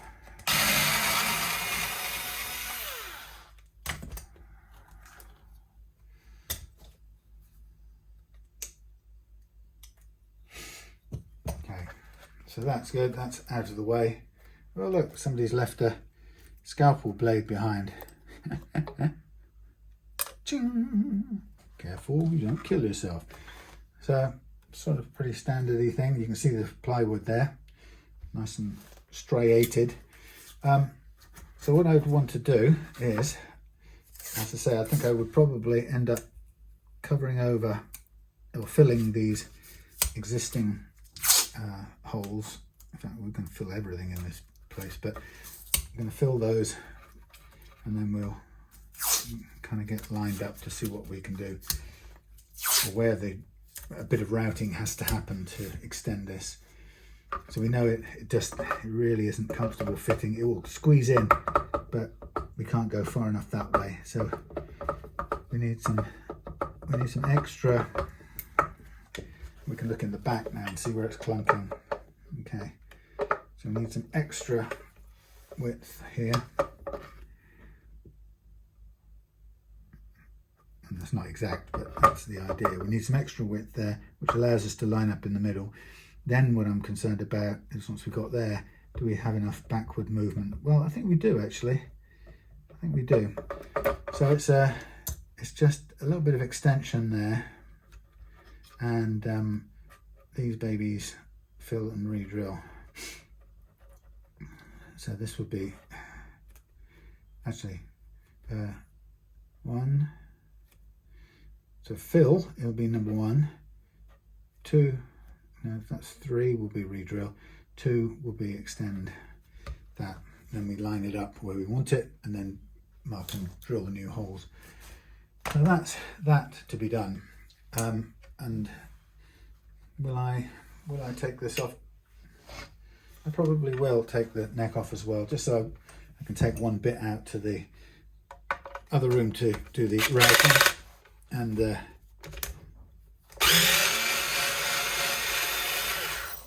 there.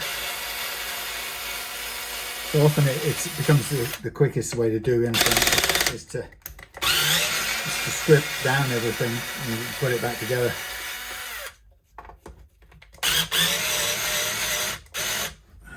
One, two.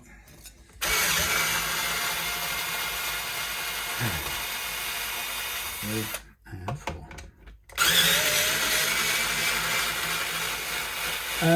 Will, just to let you know, I haven't noticed anything poor or not functioning about your tuners at this point, so I'm not worried about those. Okay, a lot of spare sawdust kicking around there, bulking things out. Okay, so the neck I'll park over here for a minute. The body, what we'll do now, if we're going to extend this, we're going to need to really, we're going to come down from the back. We're going to come all the way down.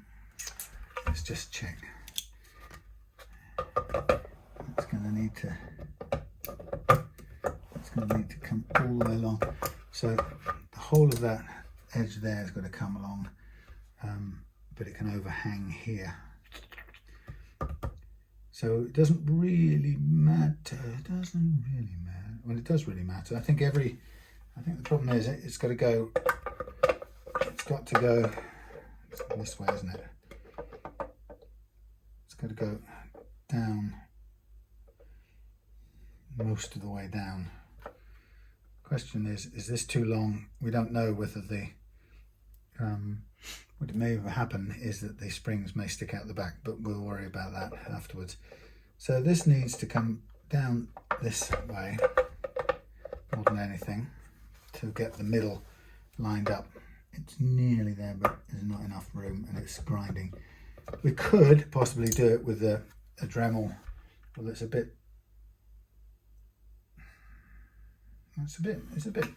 less precise, but actually it may be simpler than, you don't see it, so it may be simpler than sticking going crazy with that, what's it?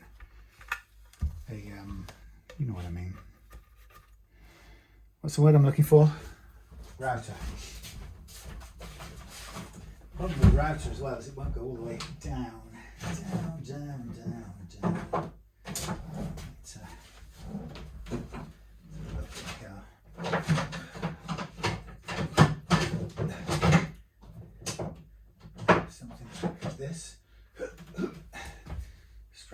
front cavity. Something like so. So that's what we're going to do. Really, it's probably going to need really very little, but let's have a look.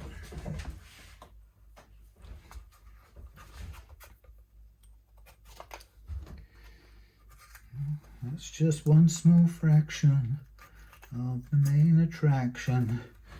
I got an itch to scratch and I need action. I never understood this. Wilkinson and Goto. That way, you reckon? Yeah, well, probably right actually. Where would we say the middle point is? Yeah, about that. They're all wrong. You're going to put it. I'm going to just use this for drawing for a minute. I'm just going to aim, give myself a target to aim for, like so. So that would be the most I want to do. And if I were to give myself a line to follow,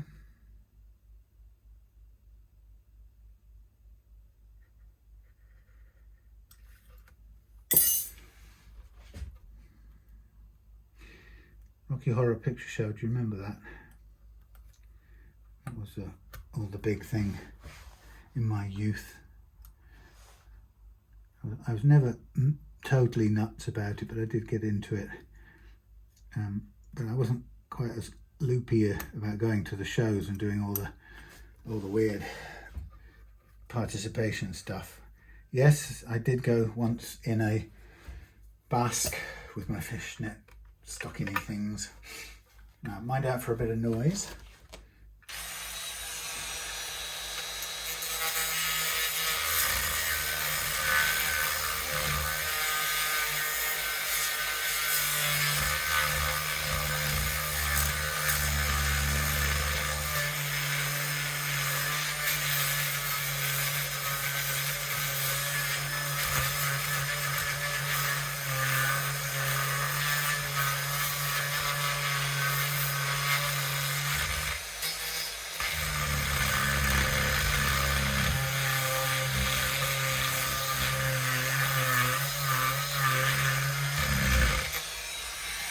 Nice to see the layers of play.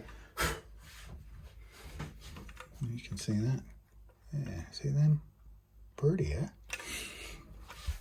Now, this is sort of crude handiwork at this point, but it gives you, it will start to give me an idea of when we can get there. Obviously, it's got to go all the way down, so we'll aim to go both ways.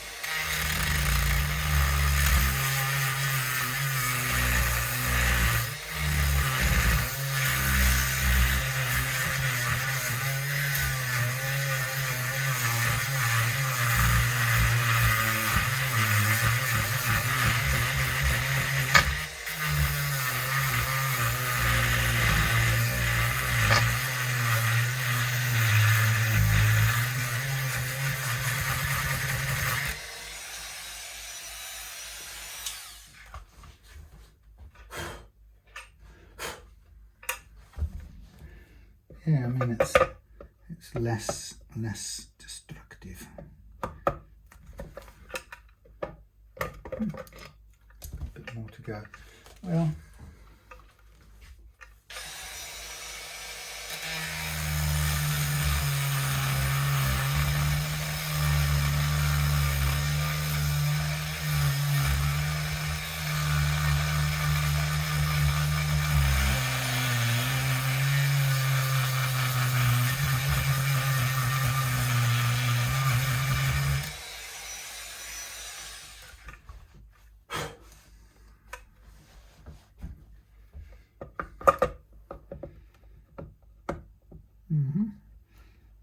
getting there, close. So, you know, it's that thing about, do we make a massive big difference or do we just do a bit of handiwork? I think it's probably just as well to do a bit of handiwork.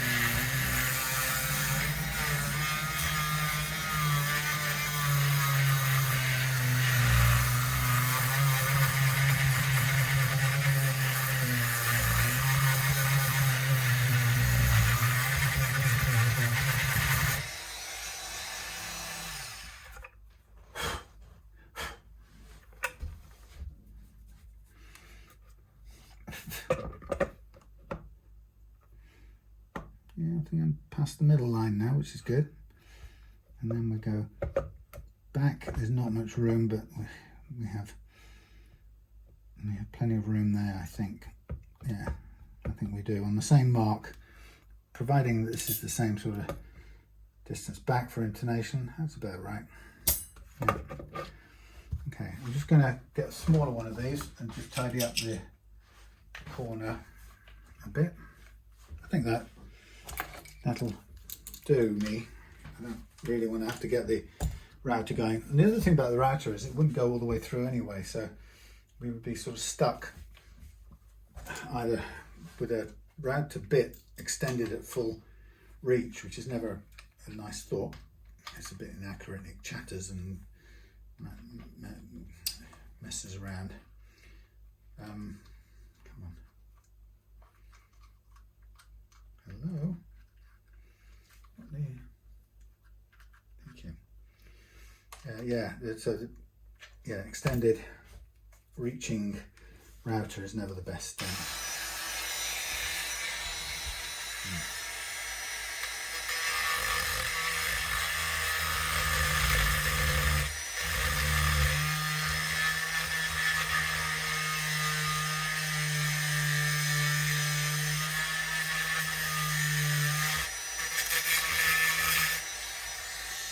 So just basically adding up a little.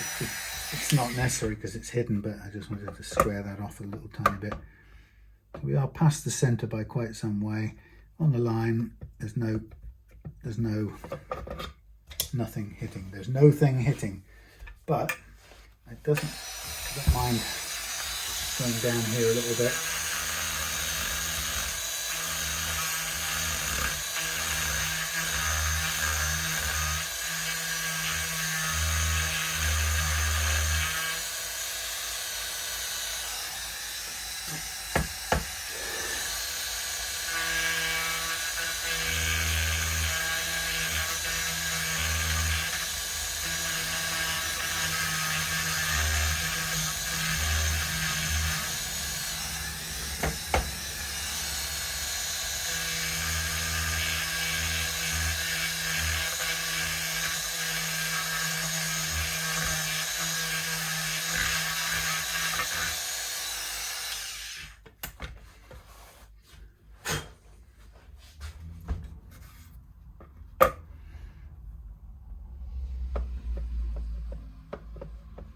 What's that? Just out of interest.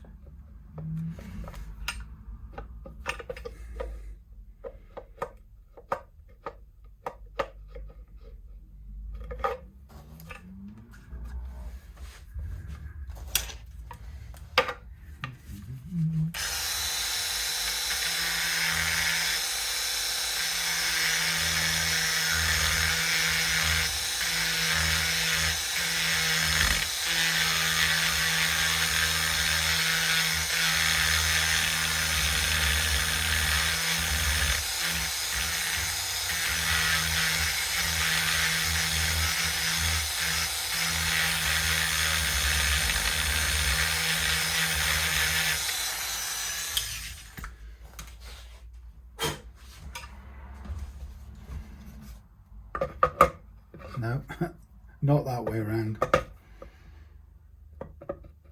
Now I think what's causing me to make I think I'm running over the paper here, which is probably getting in the way.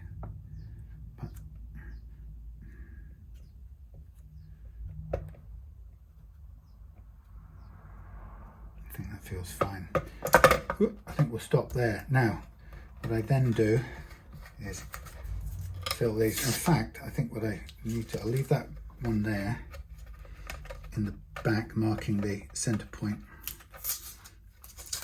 And put everything else.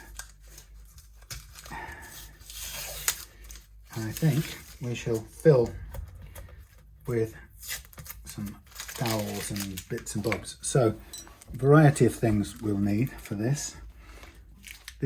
Some of these, well, most of these haven't been filled, so there's quite a lot to fill. I'll do all of these, there's none there. And then I think we'll also do those on the back. Just everything could be done clean, and then I'll do all of these. And these I'll do with what looks like 4 millimeters 4 millimeters hardwood. I bought that specially for this job. Well, not this job, but this task. Now here I've got some broken 4 millimeter bit. We don't want to use that. 4 millimeter bit. 4 millimeter, please. Well, that's not the woody one, is it? Let's use a woody one. Do we want a woody one? No, not this one. So I'm just going to slightly widen these, like so. And these will go through, more than likely. Sometimes they do, sometimes they don't, depending on if they've gone through before. So that's created some fresh 4 millimeter holes. 3 of them have gone through. And what we'll do now is we'll get that glued up and that tapped in there as the new footing, and keep it all nice and tidy. Snip it off, and then we'll tidy it back flush, and everything will be lovely. And for these we'll have a combination of these funny barbecue sticks made out of bamboo, but that's okay, they'll just fill my cavity. Terrible school joke, do you remember that one? Anyway. This has become impossible to open. Mr. Tight Bond. Yes, Mr. Tight Bond, we've been expecting you. So, what I typically will do, Mr. Tight Bond, is I will go around all of these types and shove some glue every which and everywhere in these mushy holes. Now what I'm doing this for is because might as well, we're going to put a new scratch plate down, and we're going to put it down on, pretend it's on fresh wood. Now one of the things about plywood is it's pretty terrible for putting pickguard screws into it. It gives away eventually, it mushes up. So hopefully we'll get this on, this new one on, and we'll put the screws in with, you know, a small pilot hole, giving them as much bite as possible, and then, you know, hopefully they'll just stay put, and you won't have any reason to change them too many times. But it only takes 2 or 3 removals and re-screwings for them to turn into mush. Same with the strap buttons. It's just plywood for you. It doesn't behave very well, or it hasn't got much kind of structural strength. It's great as a sort of it's a good substance for a flat guitar like this, but it doesn't have a lot of grip strength, holding strength for screws. Anyway, so basically put a bunch of glue in everywhere, and what I would do is I'm going to snip off. We don't need this to be, tapered really. We'll cut it like so, and I might just do a little bit of taper if it needs it, but not as sharp as it was before. So the idea was, if we get a tiny bit of taper on it, we get a bit of the old stuff, and we put it there, and we snip it there, and we give it a bit of welly. Now this next one might benefit from a bit of taper, maybe not as much as that. So we'll cut that back a bit, give it a bit of a drizzle, and snip it taller than that one because it's right next to it, but we want to get it in like so. And then we'll go for a bit of a point on this one, bit of glue into the bigger of the holes, snap off,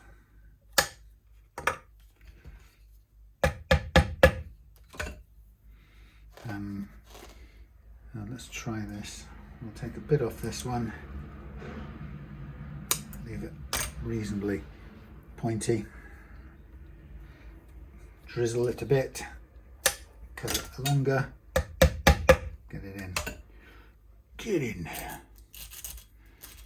This one, similar. I can't remember which is the proper hole and which one the smaller hole now. So this is basically the job we have to go through to clean up old ragged holes.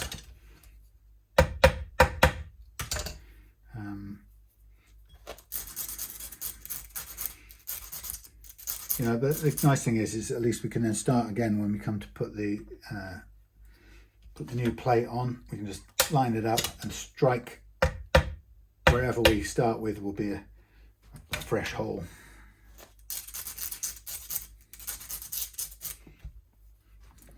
So a bit time consuming, but as you can see it's important to do. Now which of these is the bigger hole? I think that one is.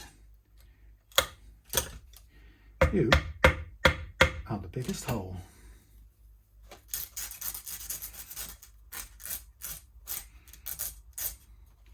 And after that, I'll turn off the camera, put some brain candy on and have a drink and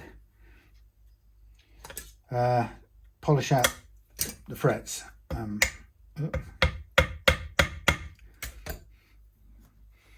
Yeah. So you can see, it's a pain, but it's necessary to do.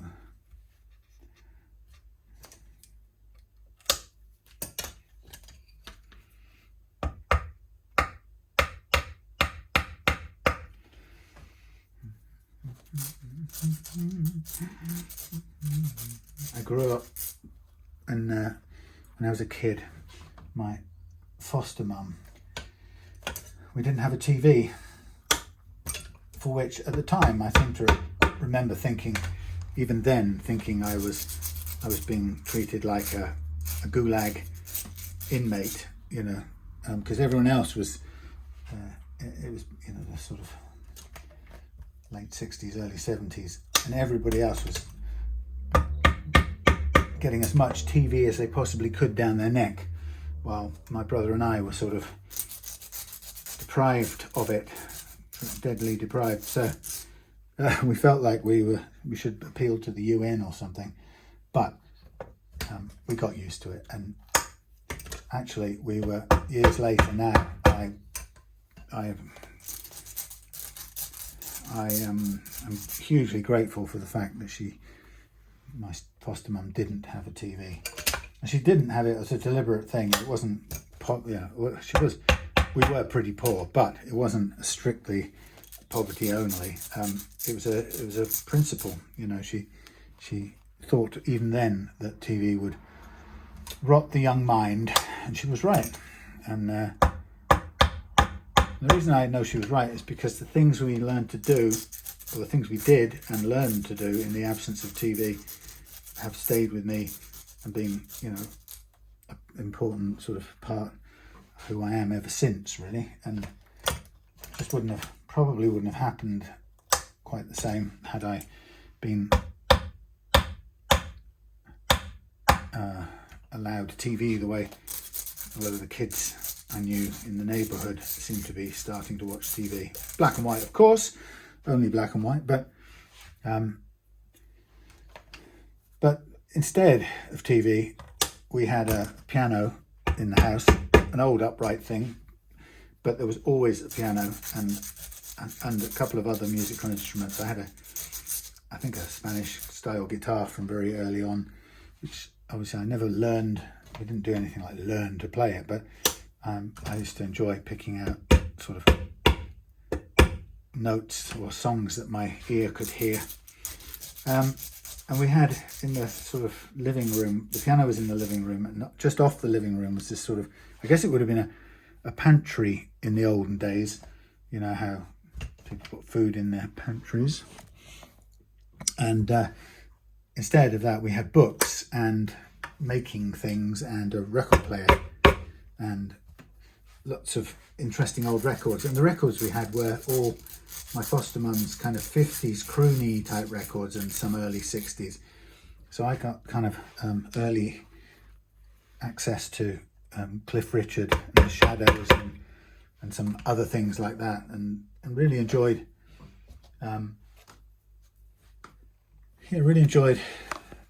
playing along to them sometimes, or at other times I remember I would put the stools all out. We had these horrible vinyl covered stools, typical square topped stool thing, you know, the ones, cheapy things. But I would set them out and get knitting needles or something, and I would then bash the hell out of them. And I absolutely loved playing drums in inverted commas with these things. And God knows, you know, I wasn't really a drummer. I just made a lot of noise and I enjoyed it, and that was the whole point. Anyway, so but we had things like a lot of interesting classical music albums, because they had albums in those days. So we put on weird and wonderful classical stuff. I remember listening to Grieg's Hall of the Mountain King, Peer Gynt, or whatever that suite was. Just fantastic and really enjoyable kind of, and I didn't, as a kid, you see, I didn't have any judgment against it, and I didn't go, oh, it's classical, how pretentious. It's just, it was music, and that's what we had to listen to, and that's what we'd put on and listen to. And then along with, I don't know, the Dave Clark 5, which I would drum along to like a lunatic. Bits and pieces, bits and pieces. I don't know why I sound like a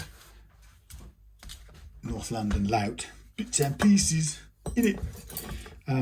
Now, I'm just going to do something now which is going to be messy, because I'm going to get my fret grabbers, and I'm going to use them to snip all of these things, and these swines will fly every which way and cover me in sticky bombs of broken off, chopped off stick, and then we can turn over and prep the ones on the back. But this is what we have to do, and you have to do it quick enough to get them all before the glue dries too much. But doing that, they fly everywhere. Yeah, so that's what we did, and we listened to soundtrack records, LPs, things like the Jungle Book. We had somehow never seemed to be able to get it again in the years following, but in those days you could get the actual most of the soundtrack, all the songs directly. They didn't get some Disney studio to remaster them or some artists to remake them in the style of. It was just taken straight from the film with a bit of dialogue to help you know where you were, and we loved those. Listened to them kind of inside out until they wore out, along with some what were those things, Magic Roundabout stories. There was one called Dougal and the Blue Cat, and the Blue Cat was this wicked sort of character, had a dream of taking over the world and making everything blue, and the wickedness, of course, was played by the delicious Fenella Fielding. Was it Fenella Fielding? I think that was her name. I mean, she was divinely sexy, and as a kid you could hear this kind of husky 40-a-day voice, thinking, I don't know why, but I like that voice. And of course that was a formative experience, and no, I didn't spend the rest of my life going after husky voiced Magic Roundabout narrators, but we used to listen to that a lot, and you know, I'd play along with all these kind of slightly soppy 60s songs. It was whatever my foster mum, had you know, in her collection, really. And it was a weird bunch of stuff, but it was mostly kind of slightly, no, not even obscure. There were 60s B-side pop records, I guess you might call them.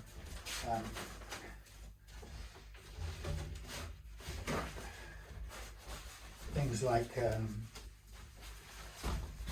what was her name? Ooh, I remember.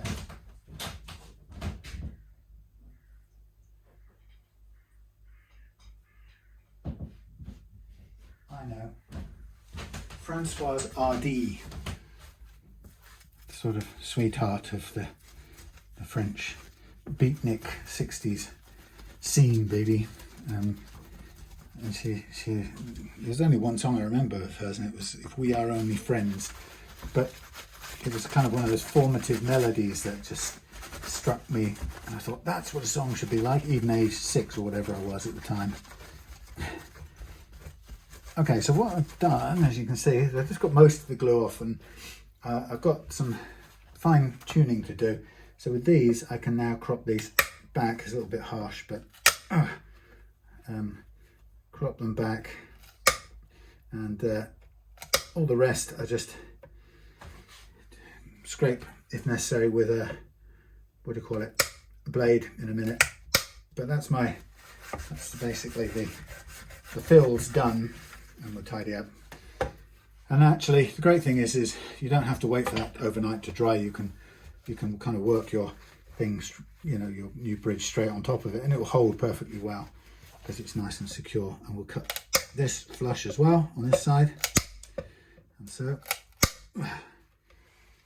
these are really not meant for that, but they do a great flush cut job, so that's why I use them. I figure if they can handle pulling up frets, they can handle cutting, snipping off things. Now we've got a few more left to do here. Until I go to the supermarket, I'm just about run out of this stuff. Kitchen roll, but let me get a few of these last bit of glue, and we'll just fill those in, just so that we can put back the lid where, replace it if it needs to be. I'm sure it's fine, but if the pickguard on the front was anything to go by, it was all pulling in different directions, so none of it seemed to kind of line up properly. So I don't know what's happened here, so I'll take the liberty of filling them all while I'm at it, and then we can put in fresh screws, make sure everything fits and doesn't pull, because you can get buckling when you fit a plate, and you, like on the ones on the front, have the screws kind of pulling sideways really, and you don't want that. No. Right, I'm going to put them back. I'm going to cut these off here.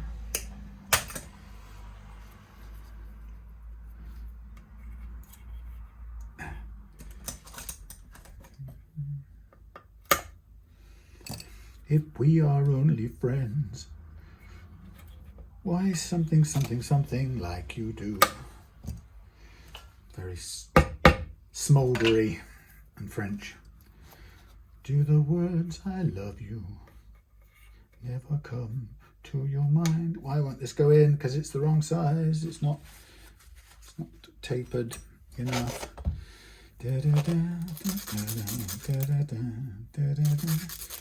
Yes. So in the absence of television, we grew up making things. A lot of making got done. And my stepmom used to we used to go and get stuff like, there was a, I don't know what it was. That's pretty big. Blimey, someone's gone all the way through there. That's a bit adventurous, ain't it, Mrs.? She used to go and visit some, I don't know what it was, a factory or something, and for some reason the factory had or made or used that computer paper that in the 60s was all the rage. It went into the printer, so it was about, I don't know, 40 centimeters wide or something, and it would be inside those huge hooded things that made a load of noise. And she would somehow find a load of this stuff and bring it home, and that was all we drew on. And we did a lot of drawing. It was all, see, that's too big as well. So it was all drawing and making things and stuff. And she used to somehow find books of carpet samples and also plastic samples. It used to come in these little, I don't know, we ended up with boxes full of loads of little what were they? Pieces of plastic, weirdest pieces of very 1960s plastic that we would make into things, cut up and reuse and make into stuff. Oops. Anyway, so I was very grateful that we didn't have, that's too big as well, that's too small. Yeah, very grateful for not having a TV. I remember that we used to visit my foster mum's mother, who lived in a village outside the town, and I think it was the only time we ever went anywhere in a car. Don't know if it was our car or somebody's car, but we went by car, and we'd go all the way out to this little village to visit her.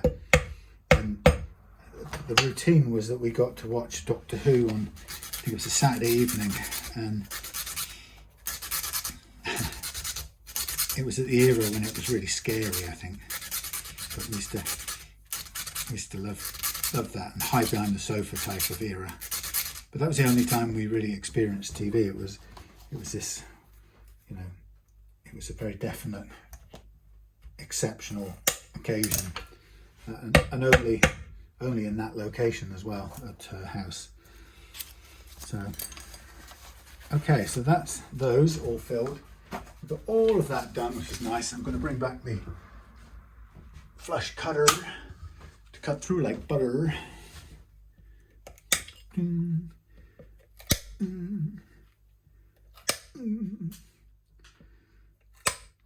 So I never regret not having a TV.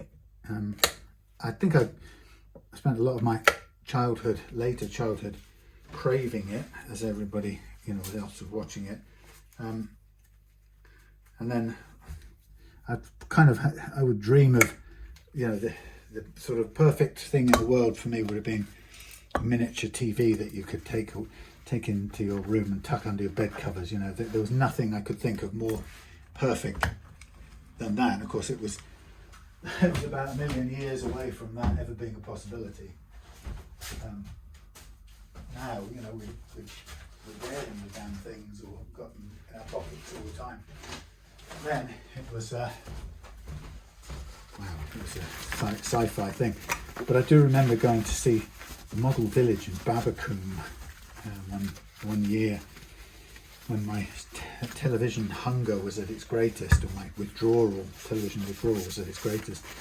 And in the Model Village at Babacoom, they had this little house where some clever techno genius had put a miniature television in this little house. And it must have been maybe, size of a matchbox at smallest. And it really was a techno miracle of the time. And I just couldn't stop looking at it, and I just thought, if only I had that, then, the usual thing as a kid. The world would be perfect. I'd never grumble again. I'd never ask for anything again. I never this, I never that. But I saw it there in this little model house, and I wanted it so badly. But that was in my television hungry era. But I was glad in years to come. Very glad. We read books. We read classics. Some Hans Christian Andersen stuff. We knew those. We knew some of the Greek myths and whatever. So we kind of had this head start in. And also, by the way, we read encyclopedias. Because she had these encyclopedias, and some really old ones and weird ones that were just kept as, some little parts of a series of books, but not the whole thing. Anyway, it didn't matter, because there was T through to W missing, still meant that you had plenty to read in all the other sections and things to learn. And so many of my things that I learned about the world came out of that era. And in years and years later, I would be able to tell you sort of totally bizarre facts that you would never really otherwise know. And it would all come from those hours poring over those encyclopedias. And we also had a globe. I had a globe, and the globe was really my constant companion. And I was probably a lonely kid, so it probably literally was my only companion for most of my childhood. Violins, but I absolutely loved the globe. For me, it was a way you could keep in touch with this big, wide and wonderful, amazing world that you knew you were part of. And as kids, my brother and I had a sort of idea that we were, I won't say different, but there was something slightly different about being fostered, because we had a mum who lived in this exotic place called Trinidad in the West Indies. And, you know, we sort of knew she was there, and she would write to us and send us the occasional gifts and things. And then once in a long while, there would be a notification that she was coming up to England. And she would come up in those days, and we did a few of these trips when we were younger, but she would come back up on her husband of the time, her other husband. I don't think they'd married there, but her bloke was, he was the managing director of Ready Mix in Trinidad. And so they had the company Tankers. No, not company, hang on, sorry, wrong way around. He had some sort of connection, the family had some sort of connection with Texaco, that was right. But her bloke was the Ready Mix managing director. But she would come up on the Texaco tankers, because there was some sort of cheap passages or something like that. So this mysterious woman would arrive in the UK, Southampton or something like that. And then arrived down in Cornwall, where we lived, which is kind of miles from anywhere. And so we knew we had this mother who lived, and I knew that I was born there in this exotic, faraway place. And when you're a kid and you're, you know, lonely or struggling in foster care, yeah, that's what it was technically, right? You know, it's easy to start getting obsessed with this background origin story, you know. And so for me, that having the globe was this thing that I could always see where I came from on this globe. But also I just absolutely fascinated by finding all the other places in the world to look at and marvel over, and cross-reference to the what do you call them that I was reading, those things, you know, encyclopedias. So it was all part of the same kind of world of exploration and knowledge. And I wouldn't have been doing that if I'd have been kind of watching TV at the rate that some of my kind of school contemporaries were. So I'm very glad that my foster mum didn't have it, and that she thought that she did it deliberately, so that we would be forced to do other things. So we were always outside, building something, making something, growing something, cutting something up. We used to do kind of dissections on fish before we cooked it, and she made us play sort of fire play. We would have matches time, you know, because all kids were fascinated by fire and matches, and so she just supervised it and made it a safe, safe, informative thing, rather than leave us to end up doing it, I don't know, some inappropriate place and burning the city down. Anyhow, so that's where my love of making things and fixing things came from. And I think I remember learning from Blue Peter how to make various things. And I think it was Blue Peter that once showed how to make a kind of cardboard record player. It must have been Blue Peter, because I can't remember. I can't think of how anyone else would have told me. But anyway, I was absolutely captivated by this thing, and I made it. And lo and behold, it actually played, and I could hear the sounds it was making. And you know, I think what I really got from that is low battery. Are you kidding me? Low power mode. I think what I got from that was more than anything else, the feeling of empowerment. You know, I could do something, I could make something, fix something, whatever. It's a fantastic feeling. And once somebody's helped you gain that feeling, you sort of want it more, or you know, pretty soon you come to approach things with that feeling that you might not know how to do this, but I know that I can do this. And I really like that. So look, 2 hours into this, and there we are. We've got the body holes all pinned up. We've got the bridge route just widened a little bit. I'm going to do this off camera, and then we'll come back together when it's time to put the... Actually, I might even just drill the holes and put the thing in, but we'll come back when it's ready to what are we going to do? Well, I guess we've got to change these over as well. I'll check it out when we're off camera. So see you in a minute. Ladies and gentlemen, we are hours into this thing. The first and foremost problem is that the screws that came with this tremolo, I don't know if they're originals or not, but they're the wrong screws, and nothing, no matter how many times I tried to do this, it would not work. So I've had to put in smaller screws to make it work, because everything that came with it was wrong. And I was just making the point a bit earlier on that if you don't get the screws right, if you don't get the ones that came with the thing and they're not right, you can't do it. It will lock up and it won't work, and that's what was happening. So I've had to kind of drill and redo, thinking I was wrong and got the things in the wrong place. In fact, it turns out that it's the screws. There's not enough space between the supplied screws and the holes for it to work. And that's why the precision of the original screws is vital. So unfortunately, the gold ones are no good unless I replace the entire tremolo with one of my own, you know, to make sure that the things fit. So it's a difference between whether you want a tremolo that works or whether it's going to just lock up, which that one was doing. And I tried it with a couple of different sets of screws all around about the same size and as the ones supplied, and they were just wrong. So these little ones have had to go in. Those are the ones that are going to make it work.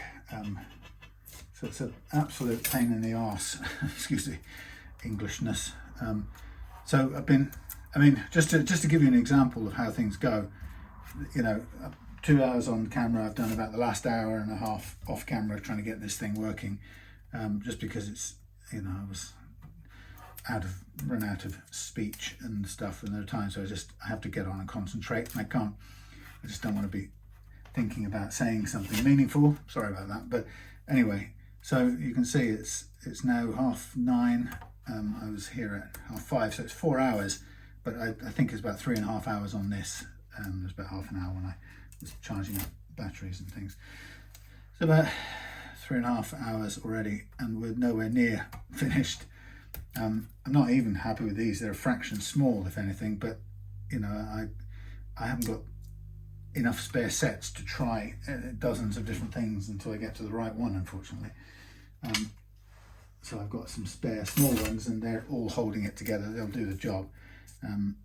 But honestly, it's so important, the tremolo things. And I don't know, like I said, I don't know if these were the ones that came with it, because you really had the gold ones in there, but they were not really doing any good. Now the other thing too, by the way, I had to Dremel out some of this, because the way that the pickguard was sitting with everything in place was wrong. It's not the right, pickguard doesn't really suit this. So I've had to move the pickguard this way, because if I had it that way, it would fit over these things here, but you'd have a huge gap there. I took a photograph of it so you'd be able to see it, but it's just completely defeats the object, because you wanted a snug fitting thing. So in order to make it snug fitting, it has to go this way, but then the pickup goes that way and bangs into the wall here. So I had to basically pull back this wall, which is not a problem, it will do that. but it's just moved it all a little bit in order to make it fit, because this is what you get with things that don't really fit a made in Korea Squier.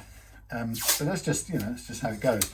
But it's the important thing is it's how that goes from a guitar that, you know, I kind of imagined would take me a couple of hours and a bit, to one that's going to easily take 5 hours in total. And that's a hell of a lot of time. So I don't know if you can see now, but we've got these. This is just a temporary arm, but now we've got an arm that, you know, we've got a tremolo that moves and sits back down tidally. Should return to where it's sitting. But this, like I say, these things are just wrong. They're all the wrong ones. I don't know whether they came with this tremolo or not, but they would not let me do it. So we've also re-drilled all of these holes. Everything's repositioned. That's good, but I've still got to do all the electrics change over. That's not a big deal, it's just changing it across, but I've still got to re-crown the frets now. Whoops. So, you know, and it's late, it's getting on, that's how things go. But I wanted to come back on because I wanted you to see the pain in the butt that it can be. So it's non-standard really, that's what it is.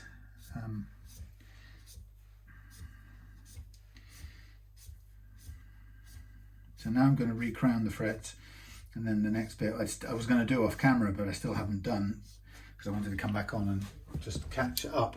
You know, we've got to sand the whole thing out, which takes bloody ages, half an hour of sanding, and then we've got to change over the electrics. Then we've got to put everything back together again and make sure this arm works. But you know, that's the problem. It's like non-standard bits. So anyway, let's do the crowning. Shouldn't take long. I can still see the marks of the fret wear, string wear on there, but that's going to have to live there, and we'll remove as much as possible during the sanding process, but not all of it will be taken away.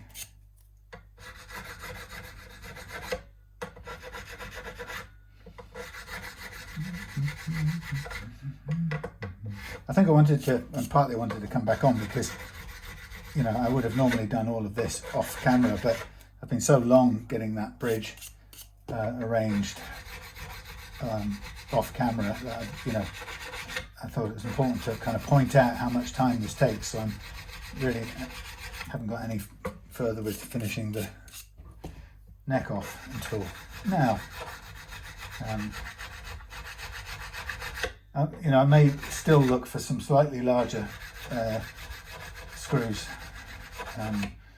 because these little screws have gone into holes drilled for slightly larger ones, so they are a bit, that one there is a little bit mushy compared to the rest. But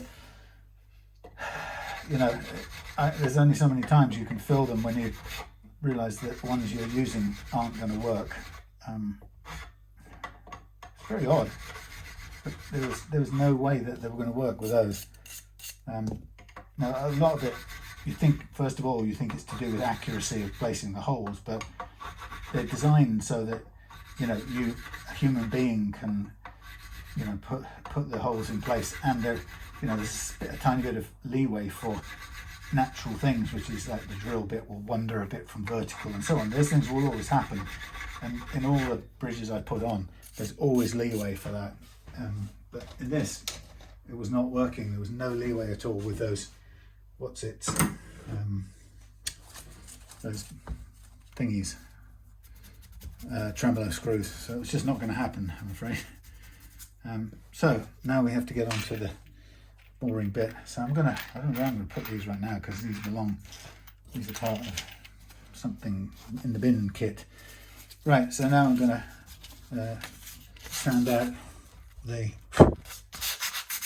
thing. I ran out of power last time, So I've charged up and should be able to run a bit longer. I mean, I'd like to finish it, but I don't really budget an extra night for this, so you know,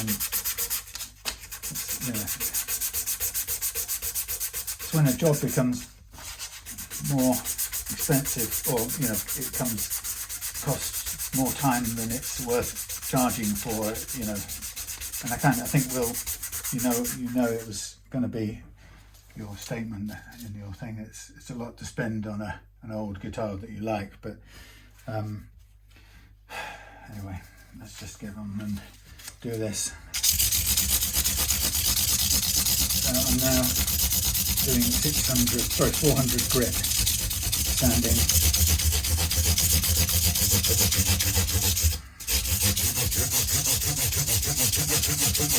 A bunch of aerobic exercise right now.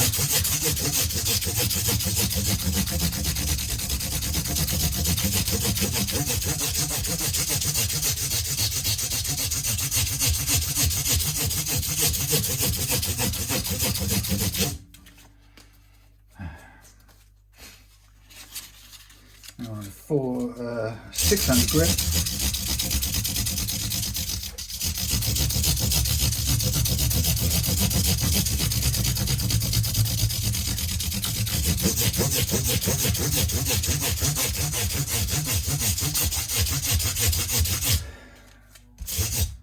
Oh, this did it yesterday.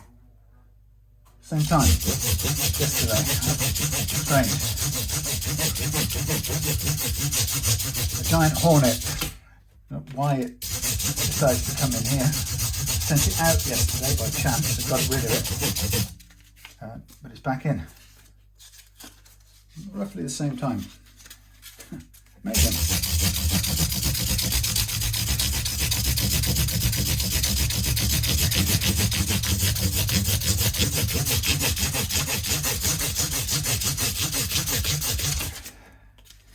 Maybe it sees the light that comes in.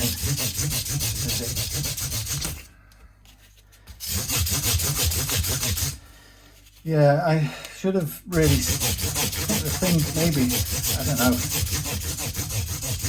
I'm so alert to this tremolo screw business that maybe, I don't know, I feel like it would have been better if I put one of mine on. I've got a gold 6.6 screw tremolo over there with the correct screws that came with it. Still, they're there for now, even though they're not gold.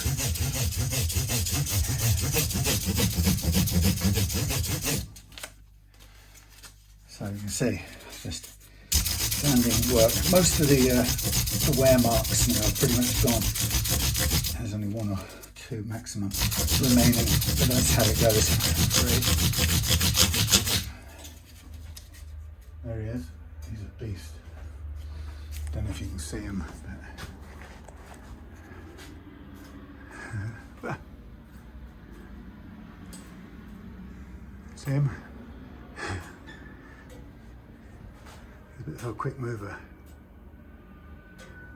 Stay still and we can get a good look at you, you huge creature. Yeah, you can see him. Probably at this range he looks like a wasp, but he is monstrous. He is, without a doubt, he is a giant hornet. You can hear him. Him, her, it, they. 1500.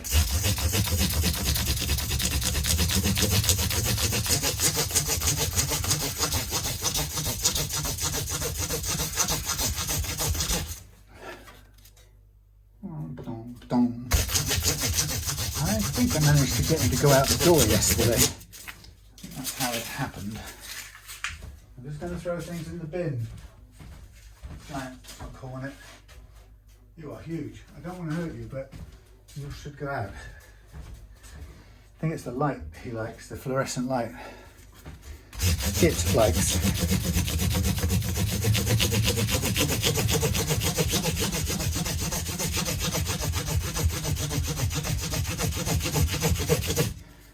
Yeah, it's not the smaller deadly Asian hornet, which is killing native things.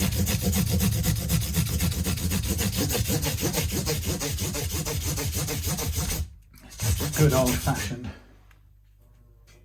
king-size giant hornet. Tang, tang, tang.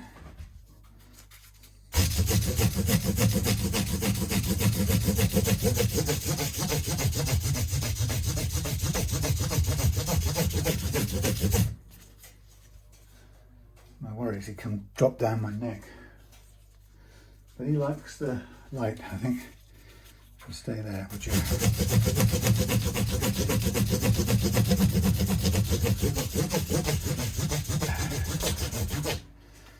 Right, well, I think I'm obliged to stay and finish this because I don't have any other evening set aside and I've got a lot on. So I'm going to have to stay late. I'll probably run out of memory long before we get to finish, but if I do, then I've got the overhead camera that continues. It's got more storage space.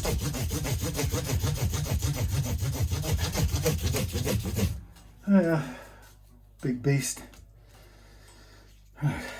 So next plan, we'll swap the electrics over into the new unit, thread it through, put the plate back on, bit of a clean up.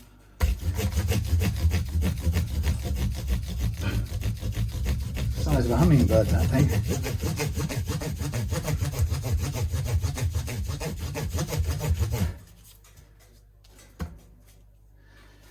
He's definitely attracted to the, whatever it is, maybe it's the oscillations of the thing.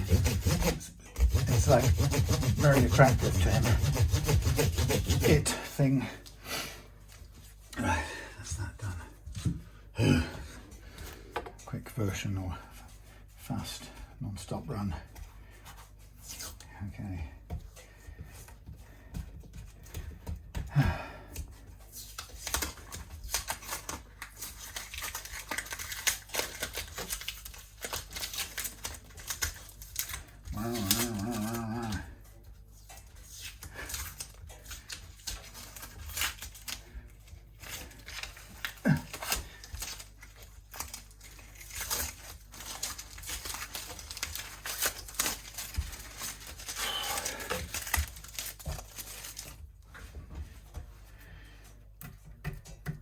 I can hear you.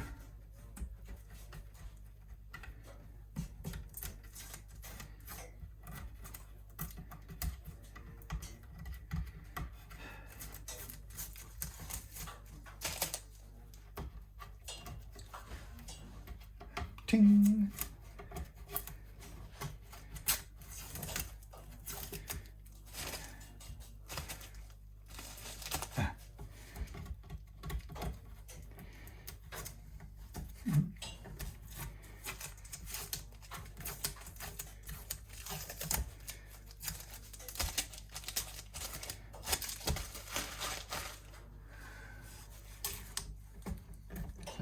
It's like swimming in the water with a shark or something.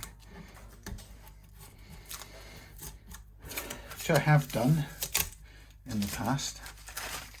I remember swimming. Where have you gone? Oh, yes. No. I'll show you. I'll tell you the shark story in a minute. Yeah, hello, my friend.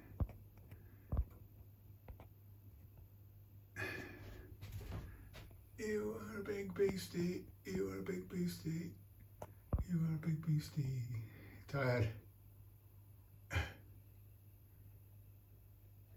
Well, enjoy. You're free to roam. Yes, shark story. It's not dramatic or anything. I just, but it's the only time, first and only time I'd kind of swum with a shark. When I was in the Maldives and went for a swim around this island that we were staying on. It was a bit of a downtrodden island, which was good because it was affordable, but it had one of the best reefs apparently, well-renowned reef. So anyway, we used to, time we were there, we'd swim 6 hours, day in, day out, every day. It was just wonderful. And one of the times I remember going around the whole of perimeter of the island, which the lagoon sort of stretched out. The reef edge was way out, around, stuck out miles right outside of the island. So it was about, I don't know, a couple of miles swimming all the way around. And so I was out there on the edge of this reef swimming, and you know, a long way away from sort of shore where people were, not so far from the edge of the reef, but a long way from the shore, a nice safe shore. And I remember kind of going along the edge of this reef, away from people. I hadn't seen anybody for half an hour or something in the water. And I remember going along and just coming in my direction on the same edge of the reef as me was this shark, which was not a small thing. I'm sure it wasn't in the least bit threatening or dangerous, but it was it was quite a shock to see. But we just, there's nothing I could do, just carry on, and we sort of passed each other, alongside each other, and it didn't bat an eyelid, a sharky eyelid, and I didn't have a cause to bat an eyelid, just carried on. And but it was a wonderful thing to experience, just to glide past this thing, which I think was, 6 or 8 feet long, something like that. It wasn't huge, but it wasn't tiny. It's not one of the sort of little tiny black tip sharks that mostly you saw around the reefs. But I remember that in a way wasn't even the kind of most astonishing animal I think I encountered on the reef. Wasn't even a shark or anything ostensibly deadly. It was I don't know what they call them, trevallies maybe, or a huge jack. So it's a great big jack, and the size of it was, in at the reef you had jacks that were, I don't know, briefcase, no, bigger than that, that long kind of size. But out beyond that, there were fish that you only glimpsed them once in a while as you cruised round, and they just were like a flash. Imagine a sort of barn door, just glimmer of barn door in the distance, and it was way off the edge of the reef into the deep water, and they never came in quite within touching distance of the reef. It was always just that far out on the outside. But my goodness, it was huge, that thing, and quite sort of I don't know, not scary, but made you stop and think. Now my thing has run out of juice, so I'm going to have to use these to undo the thing. My screwdriver's out of power. So sometimes when I'm doing this, I don't know why, but it seems easier in my head, rather than have them all falling about causing trouble. I sometimes think I like to just duplicate them as I go, and sort of fit them thusly.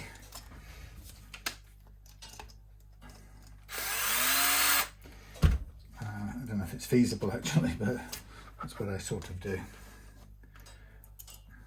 Ting, ting, ting, I can hear you, friend.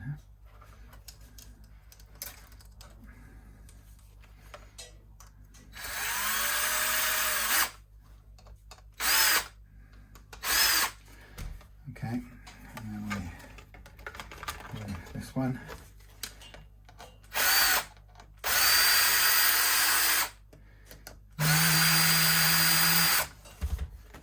don't know why, it always feels to me more straightforward, but I may not be able to do it at this rate. Yeah, I may be trying to do the impossible, do a straight transfer. Maybe not. Yes, I loved that being on the reef. What an extraordinary experience that was. I would go there again. Hey, mister, you are massive. Go there at the drop of a hat. And I went there, we did go a second time in total, but it was too expensive the second time. It was a real rip-off, although I'm glad we went. But it was almost double the price the first time, and it was better the first time, as things often are when you shouldn't have tried to reproduce them, recreate them. Better left as it was. But I could do that all day, every day for the rest of my born days, as they say. That doesn't work. Just swim, eat fish, swim, see fish.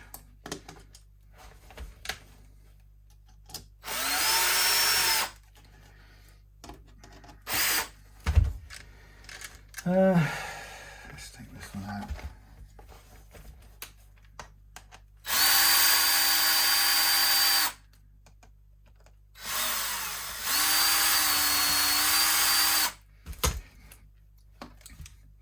Well, I mean, worth going and doing. It was expensive the first time, but let alone the second. But I don't think I've ever spent as good money as that to have that experience. It's kind of, I'd say, life-changing. And then people would say, well, to what? What did you change your life to? I wouldn't know the answer, but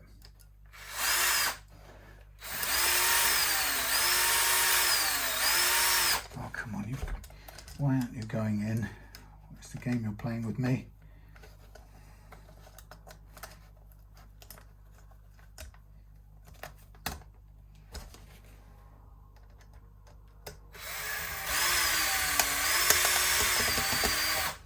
Why, that's putting up a fight.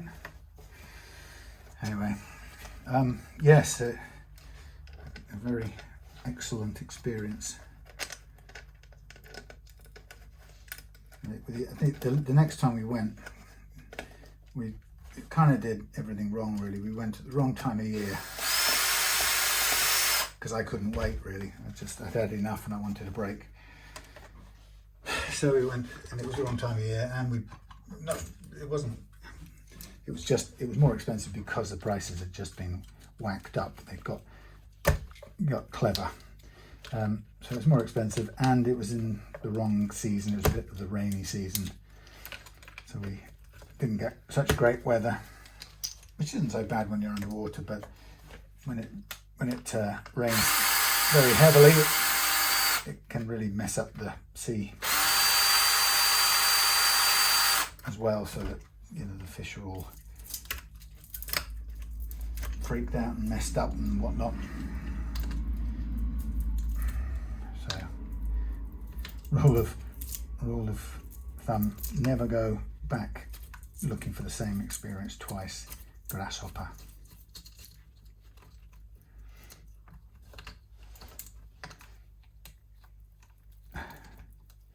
This is horrible. It's completely clogged up in polythene from under the damn thing.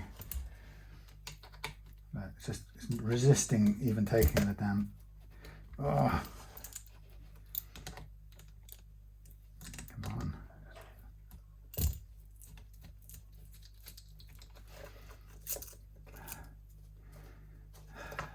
Cellophane everywhere.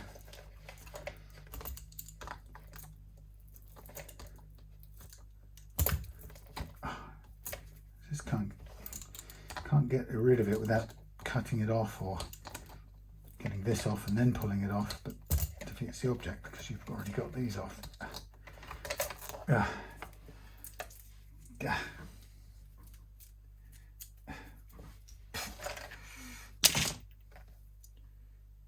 What in the... I see a little spacer. That's very nice. Ooh. Will that fit? Yes. Will that fit? Probably. Yes, will that fit? Yes. Is that too close? Yes, it is. Oh boy. It's not what you want. The spacing's closer, right? So that isn't ideal because it's going to try and touch out. We don't want that, do we?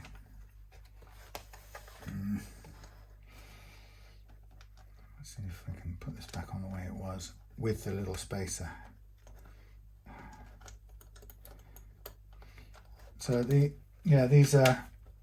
plate is putting them closer together. So it means that we're going to have to find some way to stop them touching because they're going to try and ground out if we're not careful.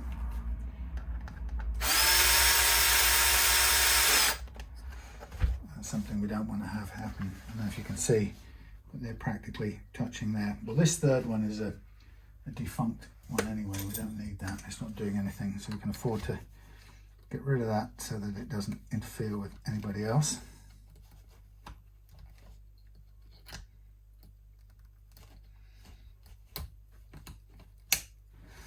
So if we keep that locked in place, that should be all right.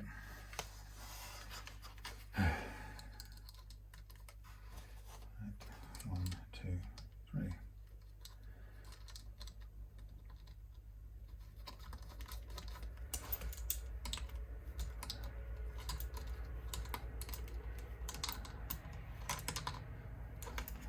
Good spacing. Yeah, no, it's touching out there. Holy cow.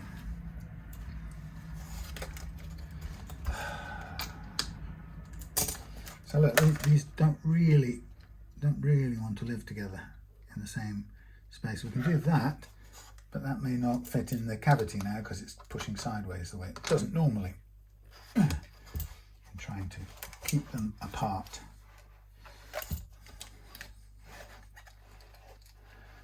Honestly, would you believe it?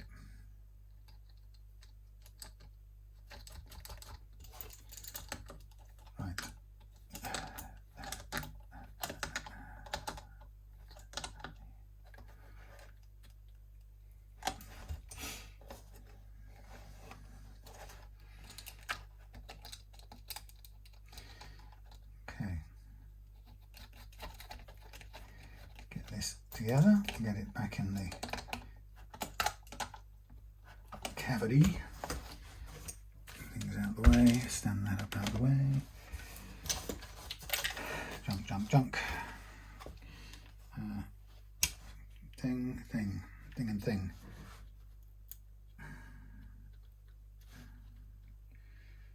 Don't touch, don't touch. Get down, don't touch. Get down on it. Right. This out the way, out the way, out there. There we come. So, what I'm going to do is send this one through the hole here, send that one through there.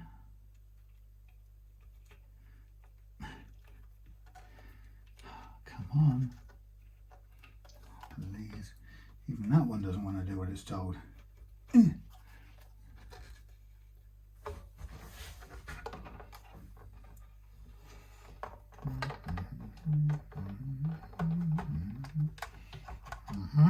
Alright. Why is this misbehaving? Well, that's about right. But I tell you what we've got. I think we've got some plastic. These sticking out a bit too far. No, there's holes there. They should go all the way down. That should not be a problem. It's got a little gap there which I don't like. I have to get everything threaded into that gap by chance, which means that has to go to there, which it may not want to do. That's going to be pushed into there. Pull that out of the way, get that in the gap. There you go. Let's use this again. Let's put it on the minor, minuscule power. Where's power? Ah, right, now this is where we got a problem now. Oh, gee whiz. Oh, God. Lord have mercy. What's getting in the way now?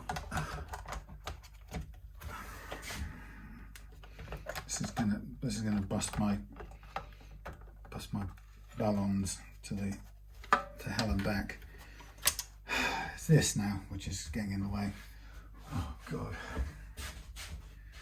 Can you sense the annoyance? This doesn't fit all together really. That's the wrong one of those. This doesn't fit. That's the wrong one of those. This will fit, but it's still the wrong one. Yeah, it doesn't really fit together very well. So it's all sort of cobbled together. Now what I don't know is how, I don't really know how far off the mark this is. I just have to cut some away and hope that it's going to be enough. For that purposes we don't need that there. So stand by.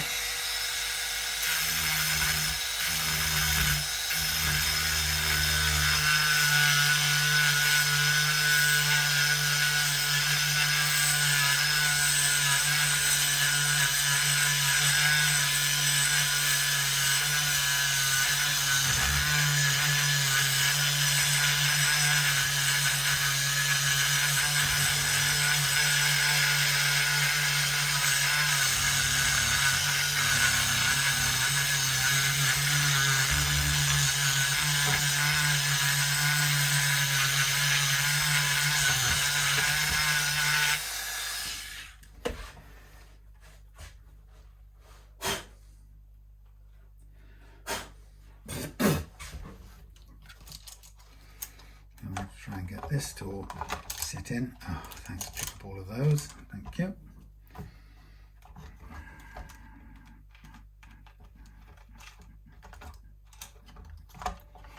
And of course, you can't get this in now because all the bloody wires are sticking out where they shouldn't be. No, they're still not there.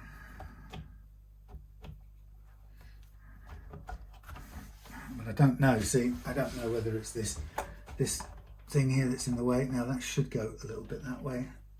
This should go a bit that way. So I think it's got to be this edge here.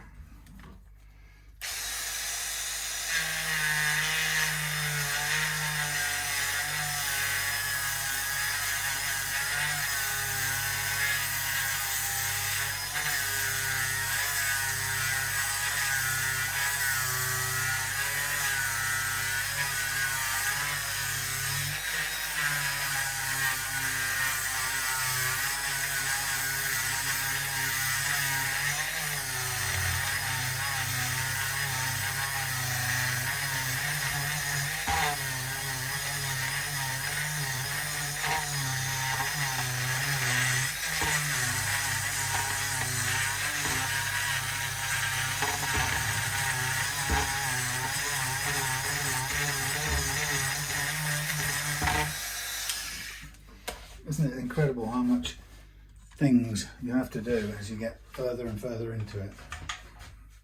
Fine, this doesn't work, and then that doesn't work, and then this doesn't work.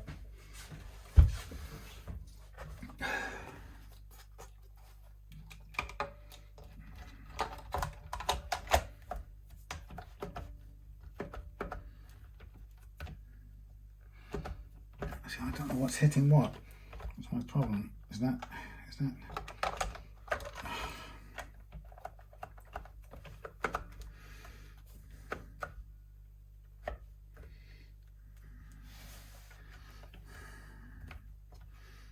see, look, I can put it there, but it doesn't meet up. Look, that was the whole point. You wanted it to join there, but it's not. There's something about the build of this guitar that doesn't want to do that. So something's getting in the way now. I don't know what it is. Is it that one? Probably the middle one now. again.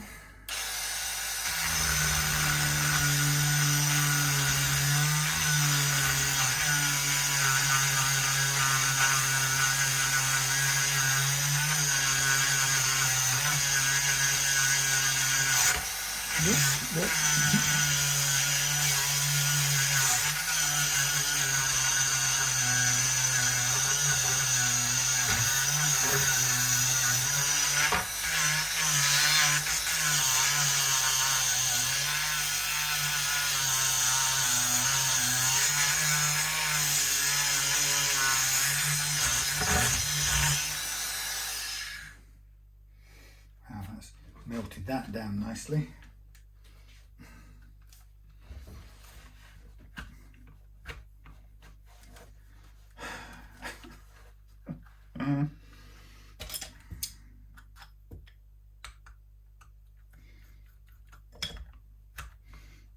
So you can see why it's frustrating, can't you?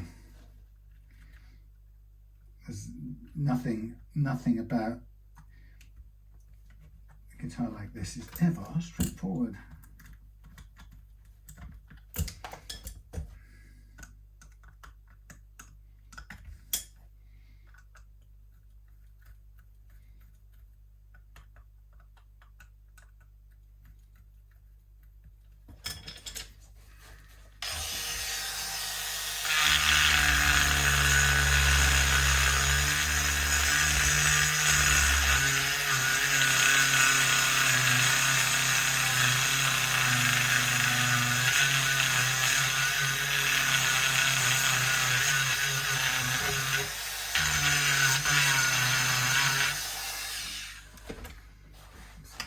There now.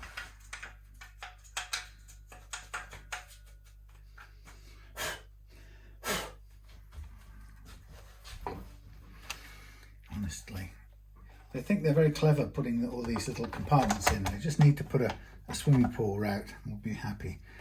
See, I think there's something here stopping me move, and I can't see what it is. That's getting in the way, that's in the way, that's in the way.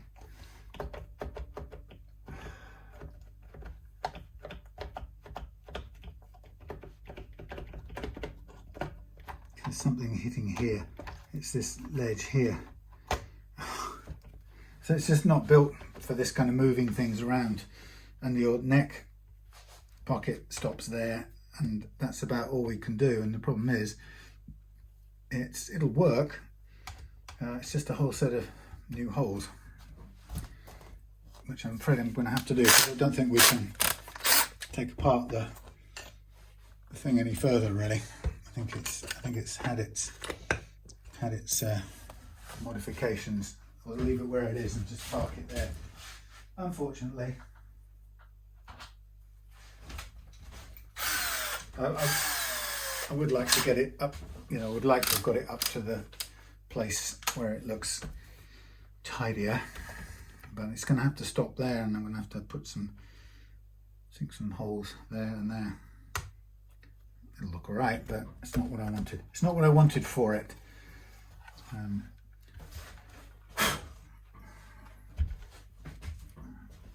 Let's just do this right down.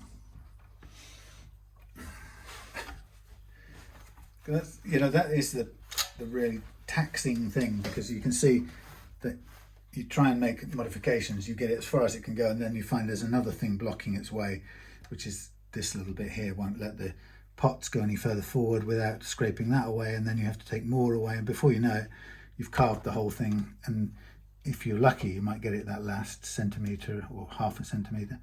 And I just think I'm chasing something that it's not willing to do for whatever reason. I don't know why this guitar is slightly different.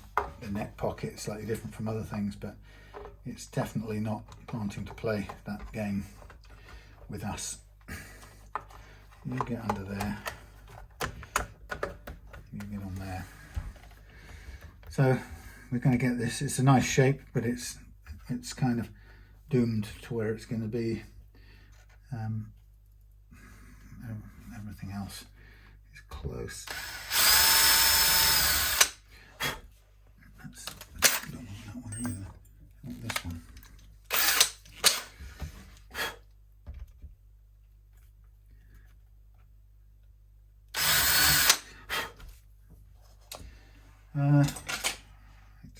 No, wrong one.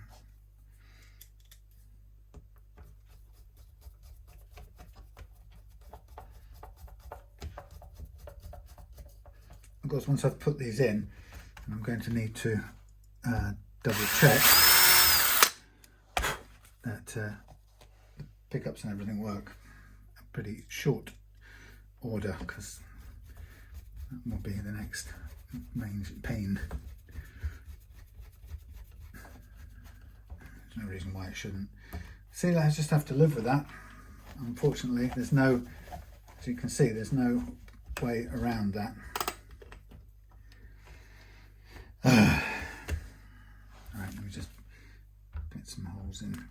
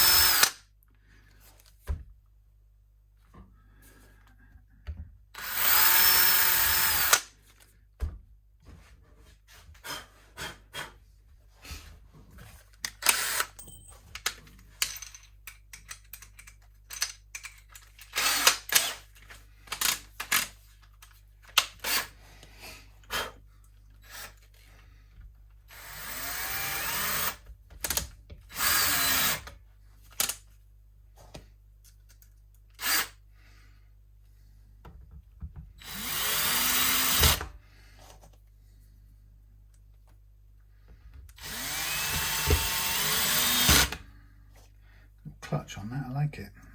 That's a bit knackered, that one.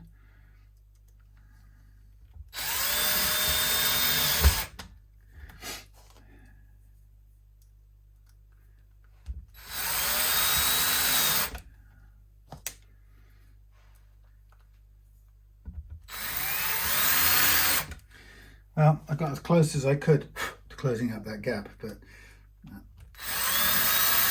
the alternative would be to buy a few more scratch plates and try and find one that happens to match it up, but this doesn't seem to, definitely doesn't want to seem to match it. I mean, it didn't even match the curve. I had to tweak the curve anyway, but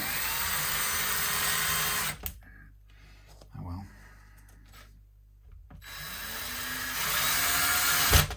We should be all right.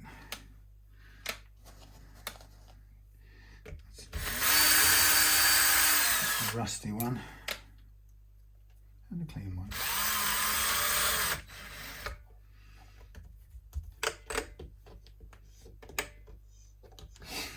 Okay, so I'm going to put a fresh one on here. I never like to put old quality, not very great quality ones back on. That's just, it's sort of, it's had lots of wear. Let's put a quality new trick on there. Burning through these, no god, 4 left out, 20. But here comes my friend, the what's it. Now what I'm going to do is I'm going to help things along by putting a little bit of light thread lock, the lightest gauge of thread lock. You might do if it comes out. And this will just help this knot to move. We don't want it to move. Ooh.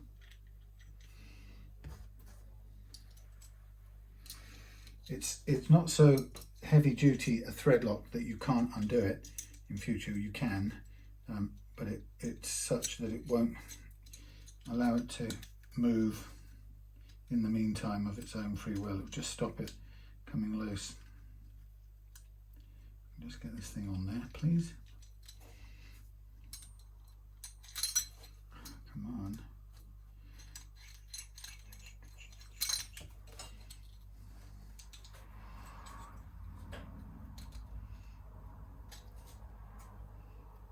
line this up.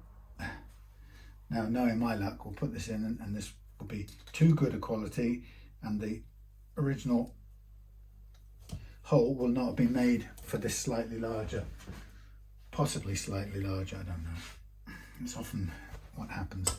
Right, now we're going to fire up the hot thing. Oh, we're getting there. I just not very good at putting my tools away as we go. It's all such chaos, but that's okay. We'll get this strung up and tested, and then we'll know we're good to go. Right, we don't need all of this wire for a start, so let's snip that back. And it needs to go to about there. And then let us do the thingy.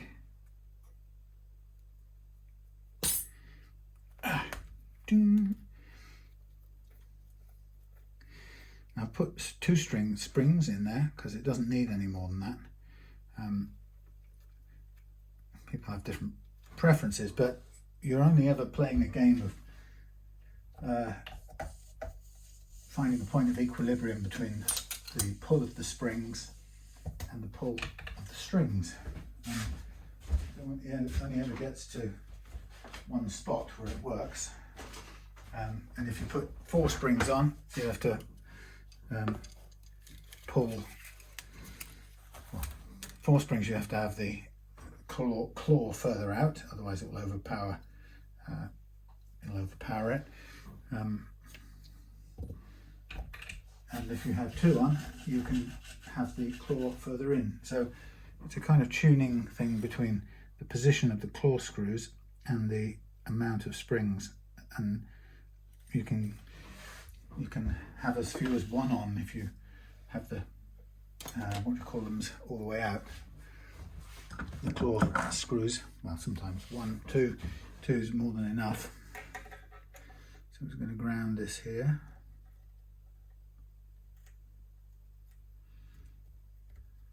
Well, there's one big blob of something, but it'll do. It's functional, if not pretty, which it isn't. Put that wire in there, get out of the way. Now, what I wanted to know is, can we move it? Yeah, I think we can. So that's a bit off the mark, but we're not strung up yet. We're not floating, we're not going to be floating. So if we put this back on where it was, what happens is we can't load it from there, but then perhaps we don't want to load it from there. We put it back on here like this, we can load it and not have to take the back off. So I suggest that might be a good option.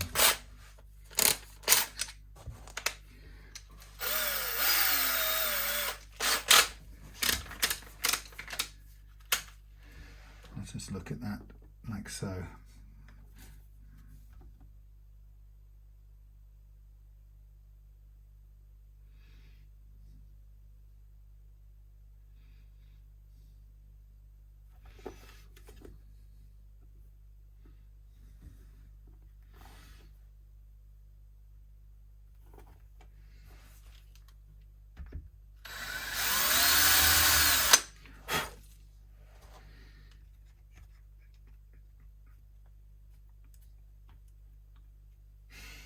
Yeah, that's the thing about this laminate. You know, it doesn't like having too many goes at screwing things in and unscrewing things. So I've repositioned this a bit from where it was, because I think it makes more sense to have access to the string holes at this point rather than have to take them off.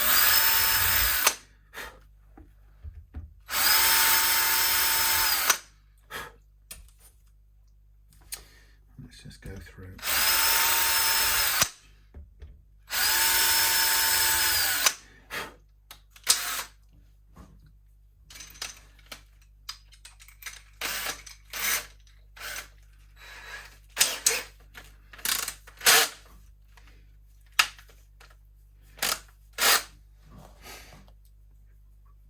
I've missed one out. Blast. Oh well, won't take long. So that's the good thing. Everything done there. Repositioned.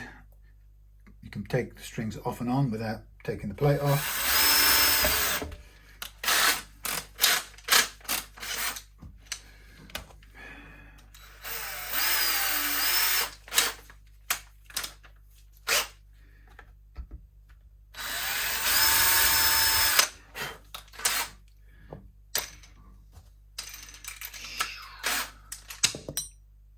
Never seen that happen before. Blimey. Shooting bits at me.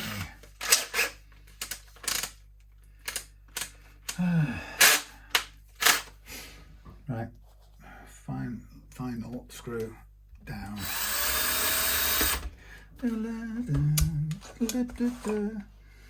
Okay, nice. Okay, now for this bit.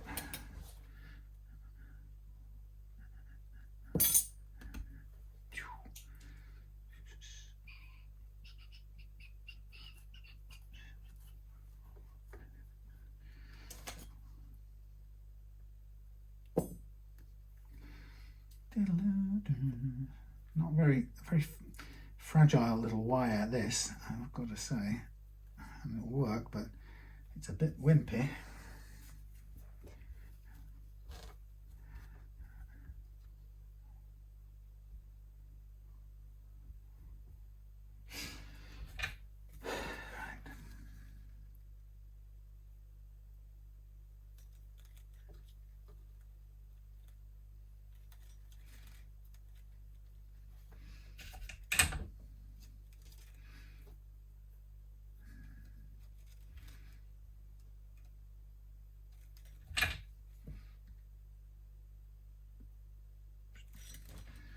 Right, good. Now this one. So we want a couple of these little heat sinky shrinky things. Heat shrinks. Cutters. Spare me the cutters. Oh, that was a Echo and the Bunnymen, wasn't it? Something like that. There were some of those songs I really liked at that particular period of time.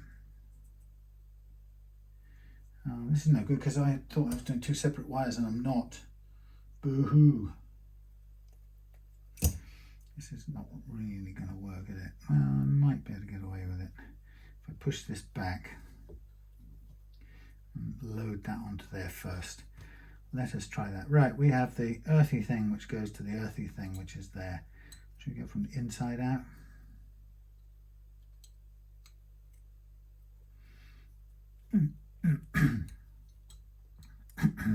You get out of the way. Not too far though. Spare him the cutter.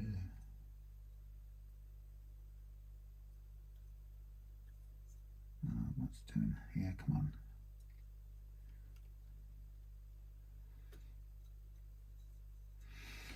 Thank you.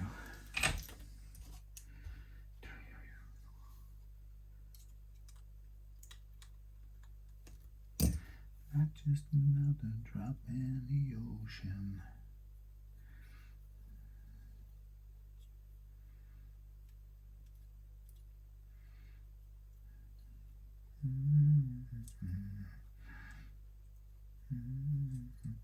Come on, you can go onto there.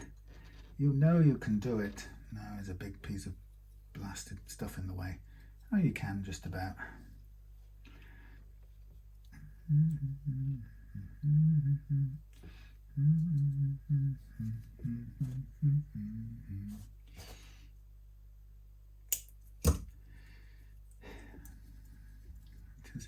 It is not the best of attempts ever made. Come on, up from under.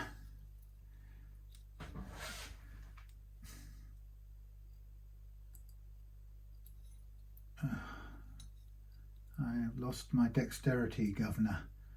And I've just put this on without the damn thing being on, which is that supposed to go on, like so. You go down there, please. Thank you. Just hang out of the way. Thank you. You go in there like that. Thank you.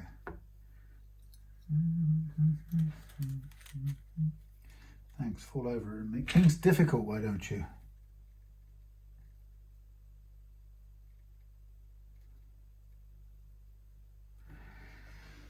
Okay.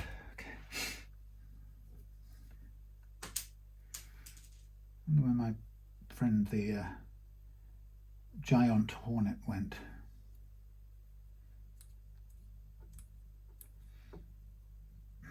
Sort of okay, but it's pushing into the way. Right, so a little bit of heat on there, and then a test.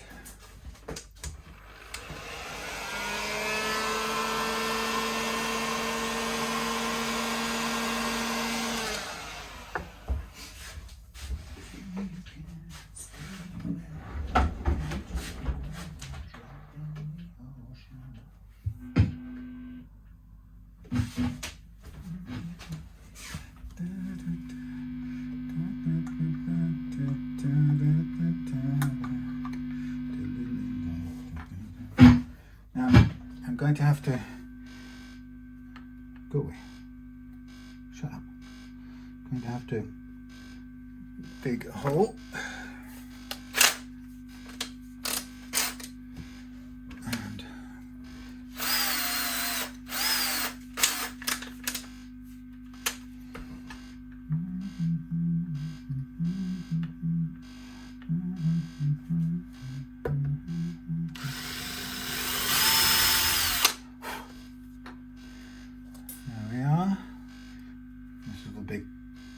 big reveal in a minute as we plug a jack in. Well, this is before I go too much further forward. Yes, yes, good, good. That's pleasant.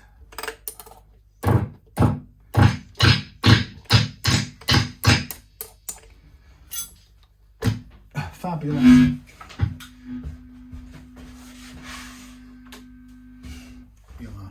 Done. Now, before I go anywhere, this one is going to need a little bit of assistance to get started.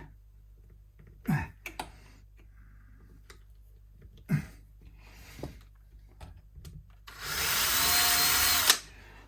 so.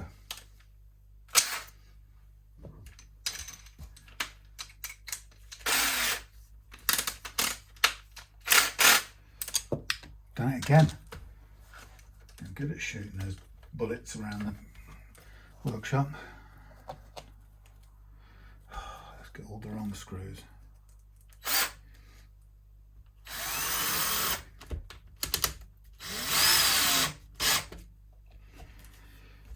Fine, delicious, fine, wonderful. So after all of this big pile of things, and I'm going to leave my workshop in a total mess tonight. That's a promise. Because that just is a promise, right? So let's get these up to the thing. We shall go volume 1, volume Tony,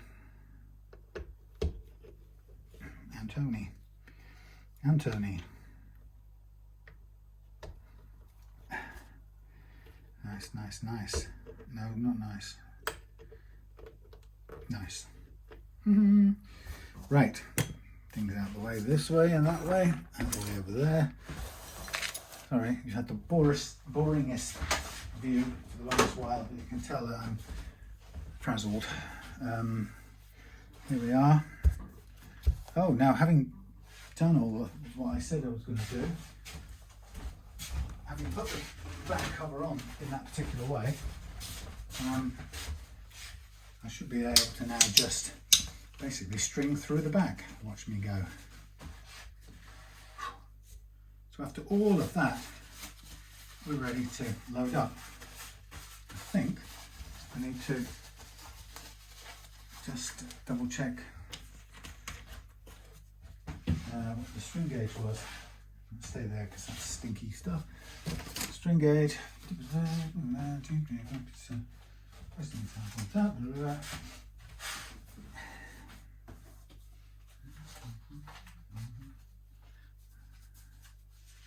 Come on now.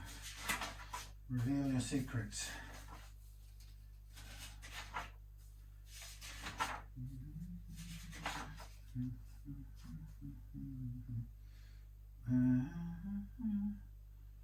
That's interesting.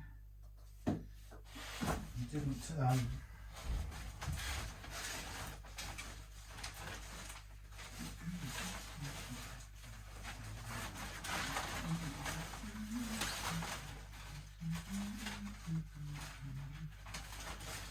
These are the ones I used today. Let's just do a quick check, make sure we know what size they were. Now, the matter is, can I find, I think, yes I can. Where's the thick one? Here it is. What's this? What do we think it's going to be? Let's put it on 0 inches.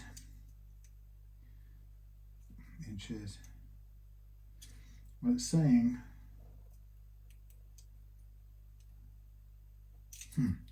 it's saying a mixture. It's lying. It's saying 44, 45, which is somewhere close to 46. That's 0. 46. Okay, that to be then a 10. Hurrahs.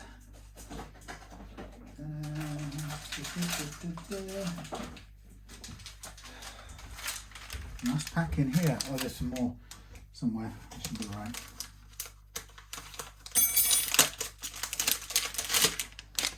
Okie dokie. Let's see if we can send these through the back as planned. I don't know what you can see there. I've long since given up looking at the mirror. But now this was the plan. Ready?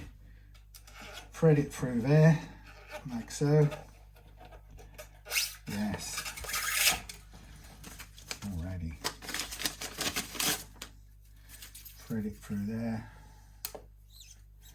like so. It was much easier than taking the plate off.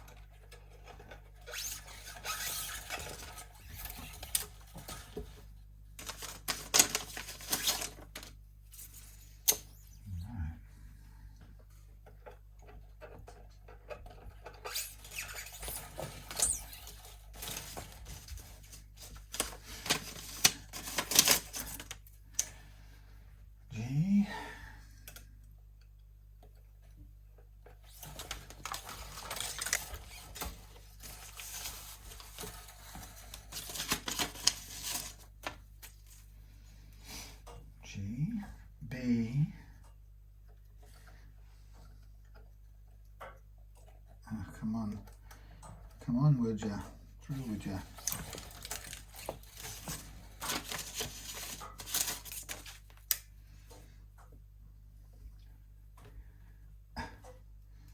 Right, E. By gum. Go on, through you go, please. Thank you.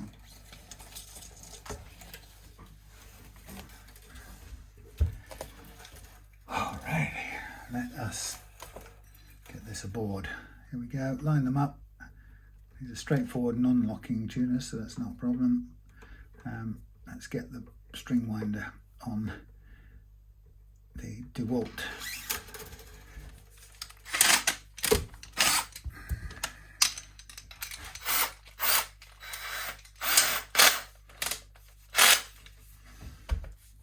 Nice. Okay. On, pull back 1 fret, hold tight, away.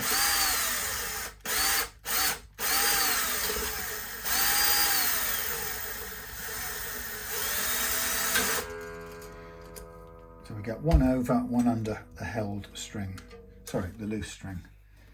That's looking good, that's looking fine. So just to explain it again, we go, to get the best grip, we go through, all the way to the end, drop it in the slot, make sure it's up inside the block, then hold it at the 1st fret, pull it back 1 fret, and round it on, holding onto this tight string, direct it over the loose one to begin with. As it comes round, you might as well pull out the loose one, pull it the loose one up, and then direct the held one under the loose one this time round. That makes a little locking snapping effect.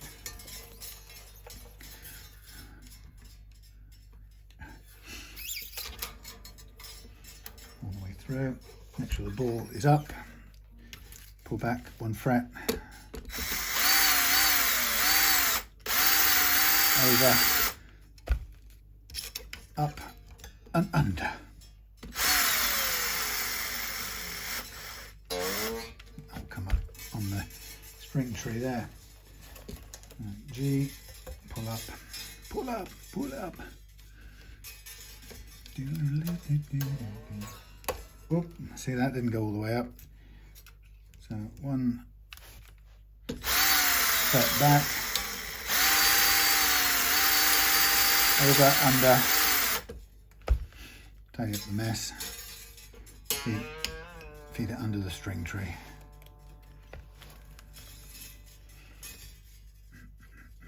So far as I can tell, there's nothing wrong with the tuners. That one also wanted to get caught behind in the block. Sounds like cricketing.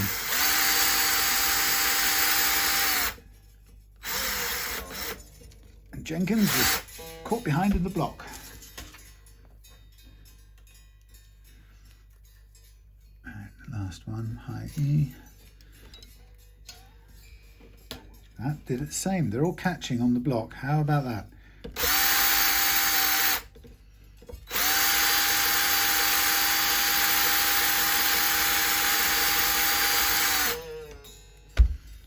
Swing.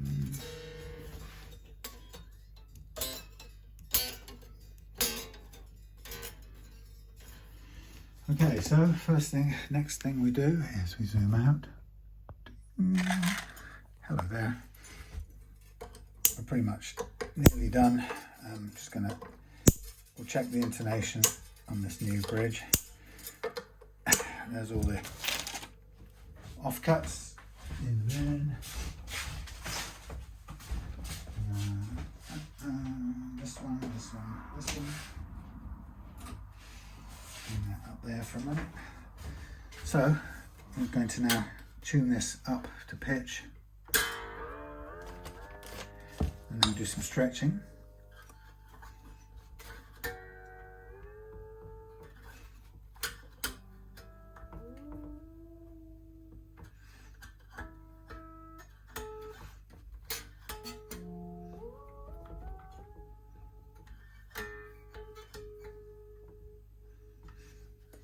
Make sure this bridge doesn't lift. If it does, I shall need to, God, it's the height of the thing has moved. Right, where's that gone now? Somewhere amongst all of this, here it is. My action's all gone. That's what happens when you move the bridge around, manhandle it, everything moves. So your whole setup's gone different. It's okay though, we'll sort it out. We'll sort it out in a minute.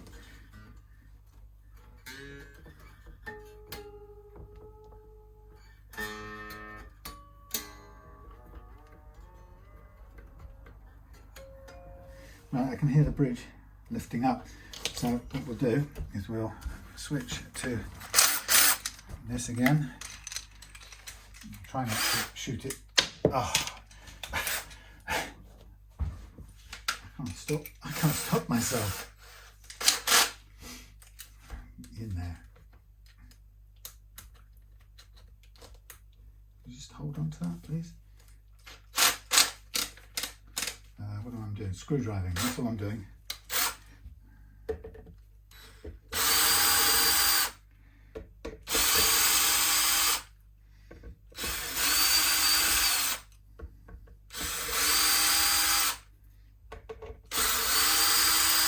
So we've got two springs. What we do is we make sure that we screw in the claw springs as far as we can go, or if we can't get those in far enough, then we put on an extra spring. But if you want to work with two, for example, rather than have tons of springs in there for no good reason, just dial in the claw screws. That adds load to the springs. Yeah. Maybe we'll put a 3 on. We'll find the third one. Then we'll have to back off again and go the other way, but that's all right.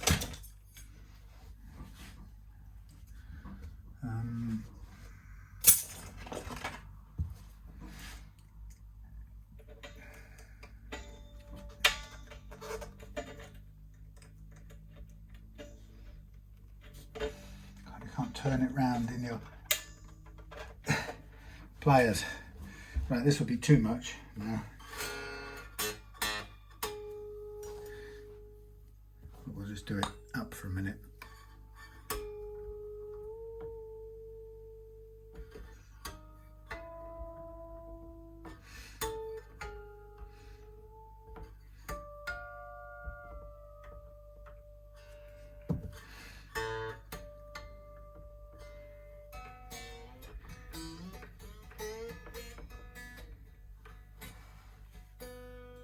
Oh, this is a completely different bridge. That's why it's all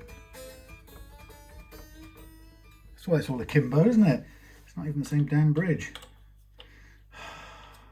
I'm thinking, here's me thinking, didn't I set it up to do the leveling? Yes, I did, but not this bridge. I didn't. This is a new one. Silly googer. Right, down you go. Everything down. The action's abysmal. I was thinking, the action's terrible. What's wrong?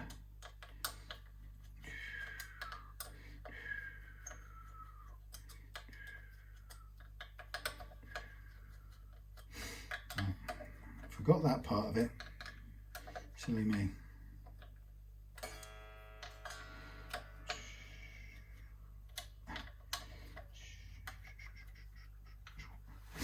Right, now let's go back to getting a measuring device. Back to the beginning. Holy cow. Now what do we got? We've got 150, that's good. We've got 150, that's too much.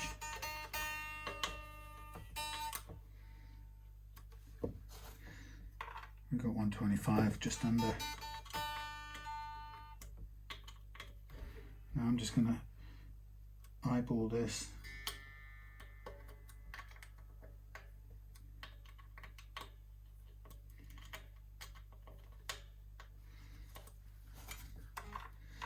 Okay, 125.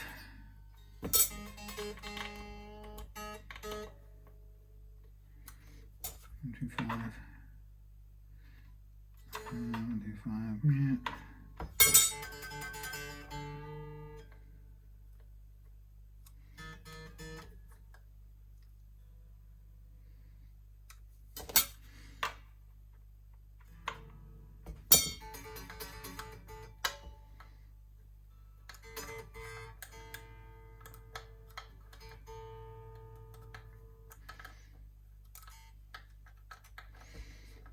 Get there slowly but surely.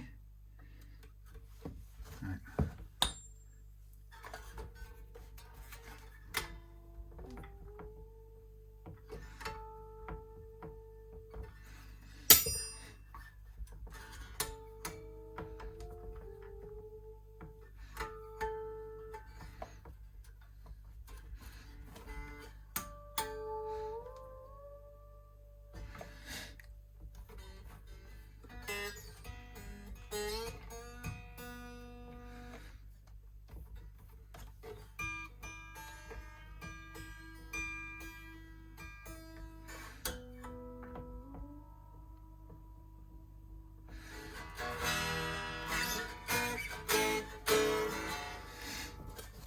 Okay, so we are on over 125.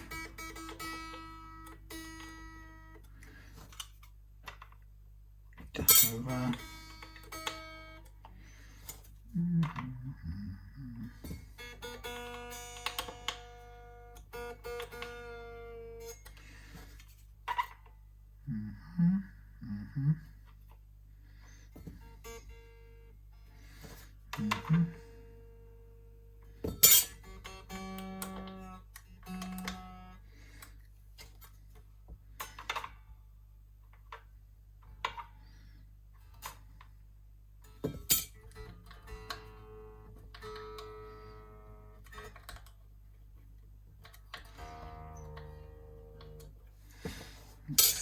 get to this time.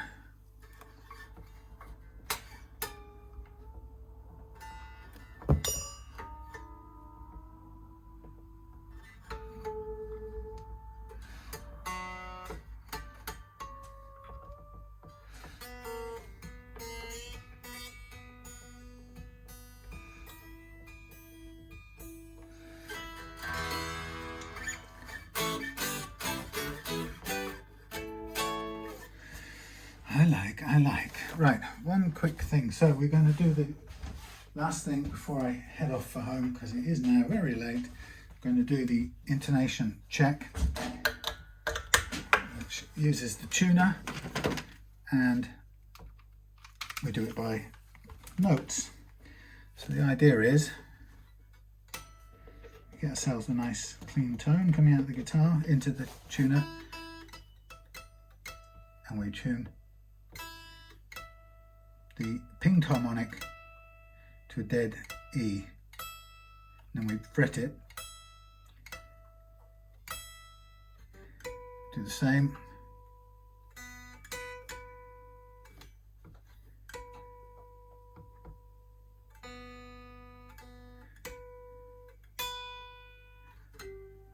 all close.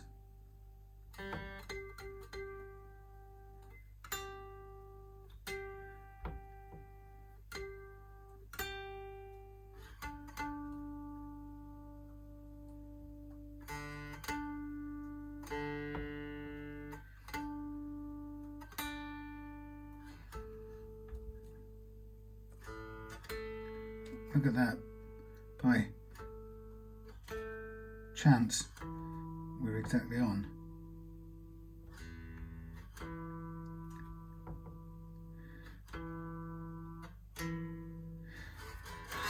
Which is amazing considering we've changed the bridge as well. So that's not often happens that way, but there you go, intonation done. So the last of all things I'm going to do before I put the cover on the back is what we look to do is we want to find a point at which it bends. So we want the least amount of grip. So I'm going to undo the claws and relax them, or relax their pull on the 3 springs. So I'm bending notes, and what I want to see is the point at which the bending of a note causes the plate of the tremolo to lift up, and then we stop at that point and go back a tiny bit.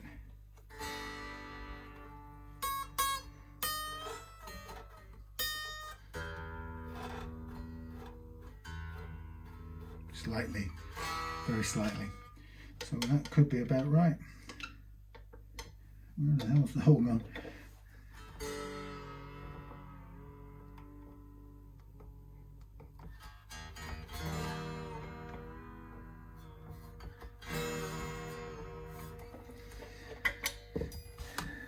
Not massively happy with that. These, I don't know where we are with these. Free movement.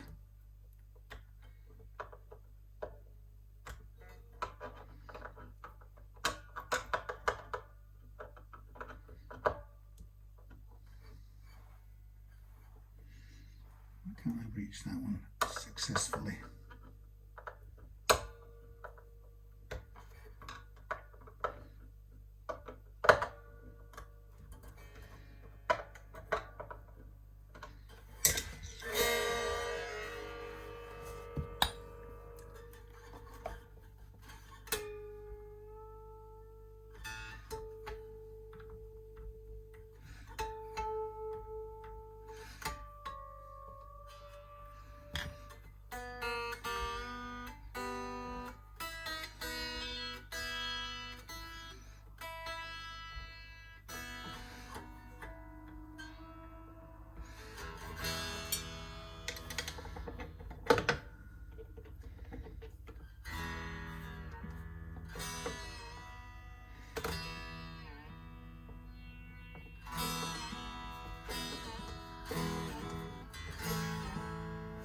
Okay, that's okay.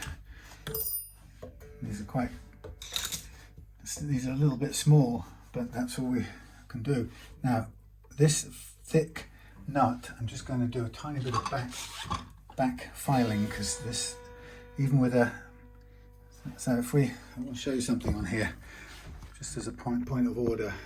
See how thick this nut is? 3.5 mils, right, with the extra little bit that we know we've got on there. But that is struggling to be, it's so long, it's struggling to be backwards sloped because of the problem of hitting into the wood at the back. But we have to have it backwards sloped, because if we don't, it's going to cause this slight satiring. So this is where somebody who complains about, well, you were cutting into the thing. I have no choice about this, my dear friends, because these people have decided that they're going to put a non-standard nut in this guitar.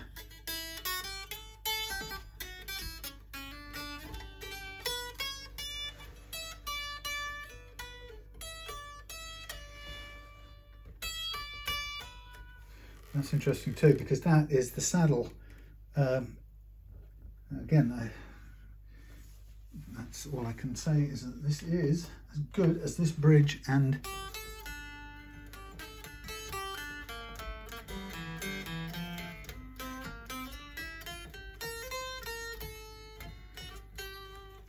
I would be tempted, Will, to change these saddles. I'm not impressed by this whole thing. It's an M series bridge, isn't it? It's the cheapest of the bridges, and they are marginal. Something about this that's, I think, is making it just a little bit zizzy, and it's not the nut, because I've tweaked that. It was the saddle. I've moved it.